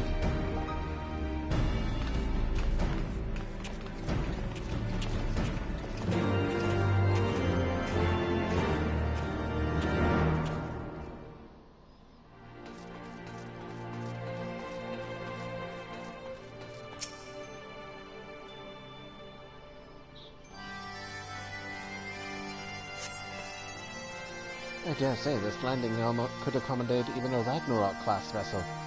Remarkable.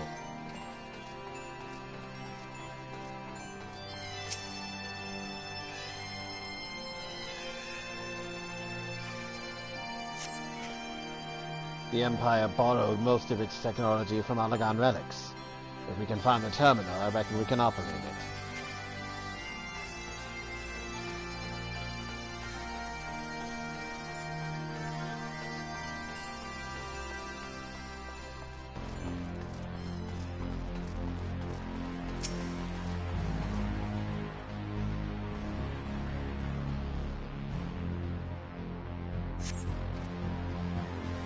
Machines are beyond my ken.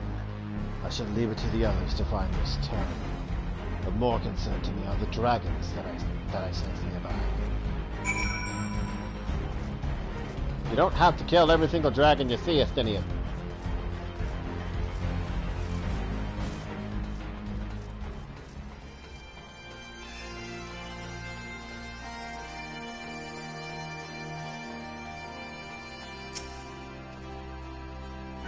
Nothing? Damn it. There's just this terminal then, but it doesn't respond to anything I do. Any bright ideas, Wedge? Wedge? He was here just a moment ago. Oh, don't tell me he's wandered off. I'm sorry, Vakama, but could you help me search for him? Absent-minded as he is, I worry that he's strayed beyond the landing area and made friends with the local sentinels.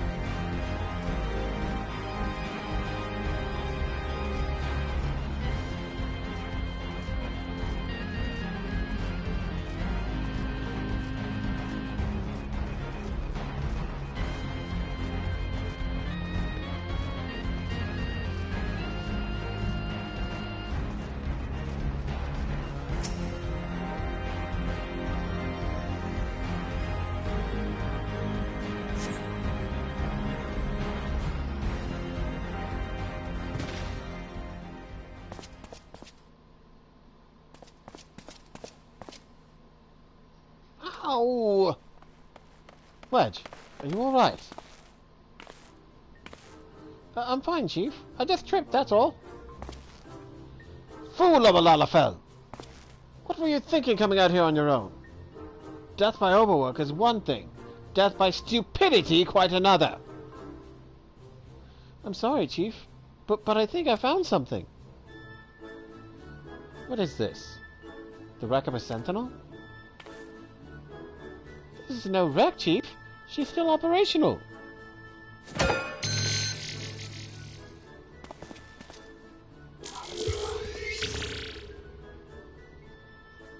See?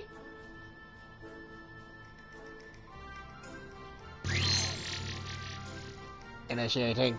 Performing diagnostics. Diagnostics complete. To proceed, please agree to the terms and conditions of use. Yes. Thank you. To register a user, please state your name. I'm Wedge, and that there is Vakama. User registration complete. Welcome to Arceus Law, Master Wedge and Master Vakama. I am Guidance Node GL1. No.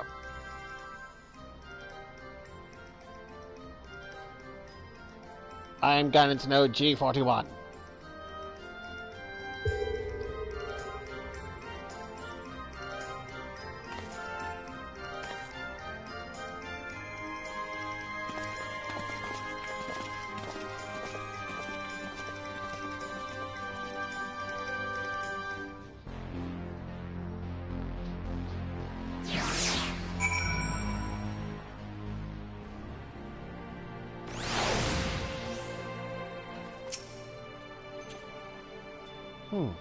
This isn't quite what I had in mind, but it just might serve.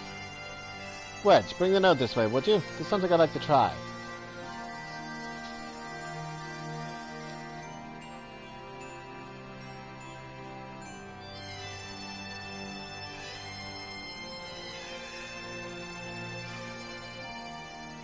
Node, I need a status report on the facility.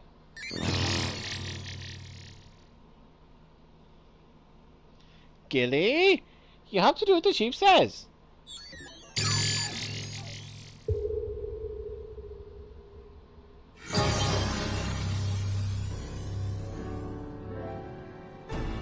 Yes, that's it. Good girl. Ah, here we are. Not much of note. It appears someone recently reactivated Helix, which is this area.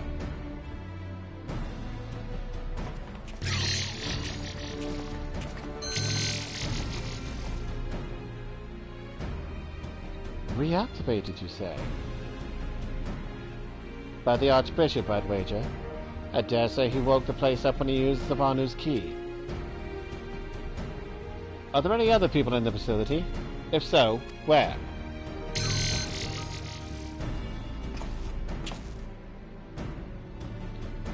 Let's see here. On the flagship, that's the central aisle, I'm seeing positive readings within the Etherochemical Research Facility and the Fractal Continuum. In And what have we here? Intruders detected in the Gamma Quadrant. Defense system engaged. Our Imperial friends, I suspect. I hope they enjoyed the defense system. But what of the Archbishop and his cronies? What might offer an indication? Ah, how about this? Which area is currently consuming the most energy?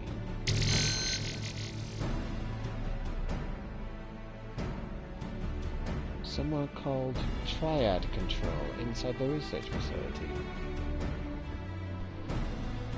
In what manner of place is that?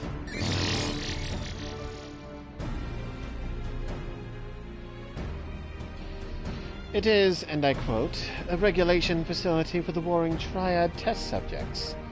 That's all it says. The rest of the information is only accessible to users with consular privileges. I mislike the sound of this, which leads me to believe that it is indeed the place. I'm inclined to agree with Y'shtola. Whatever it is the Archbishop seeks, it is like to be there. That settles it then. Let's find a way to cross over to the flagship.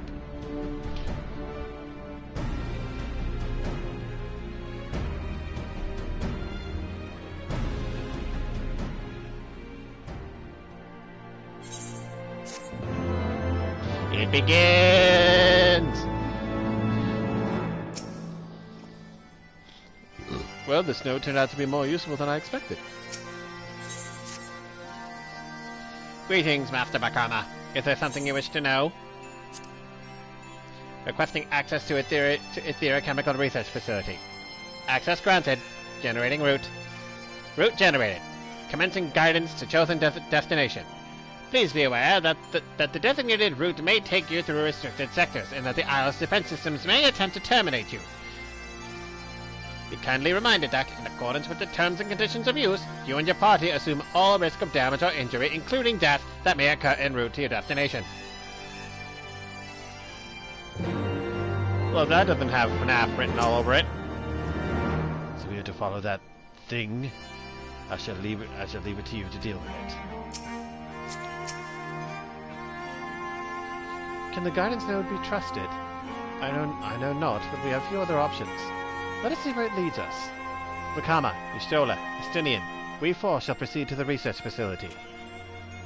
Sid, the Excelsior is our sole means of escape. Pray remain here and have her ready to depart at a moment's notice. Understood. We'll see that she's prepared and ready to fly. If anything happens, just let me know via link pearl. Be on your guard, my friends. The enemy could be anywhere.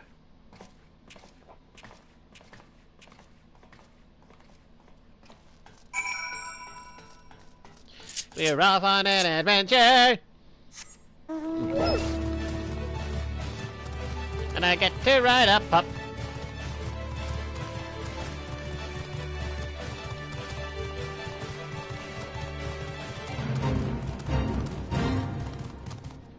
That's a big boy.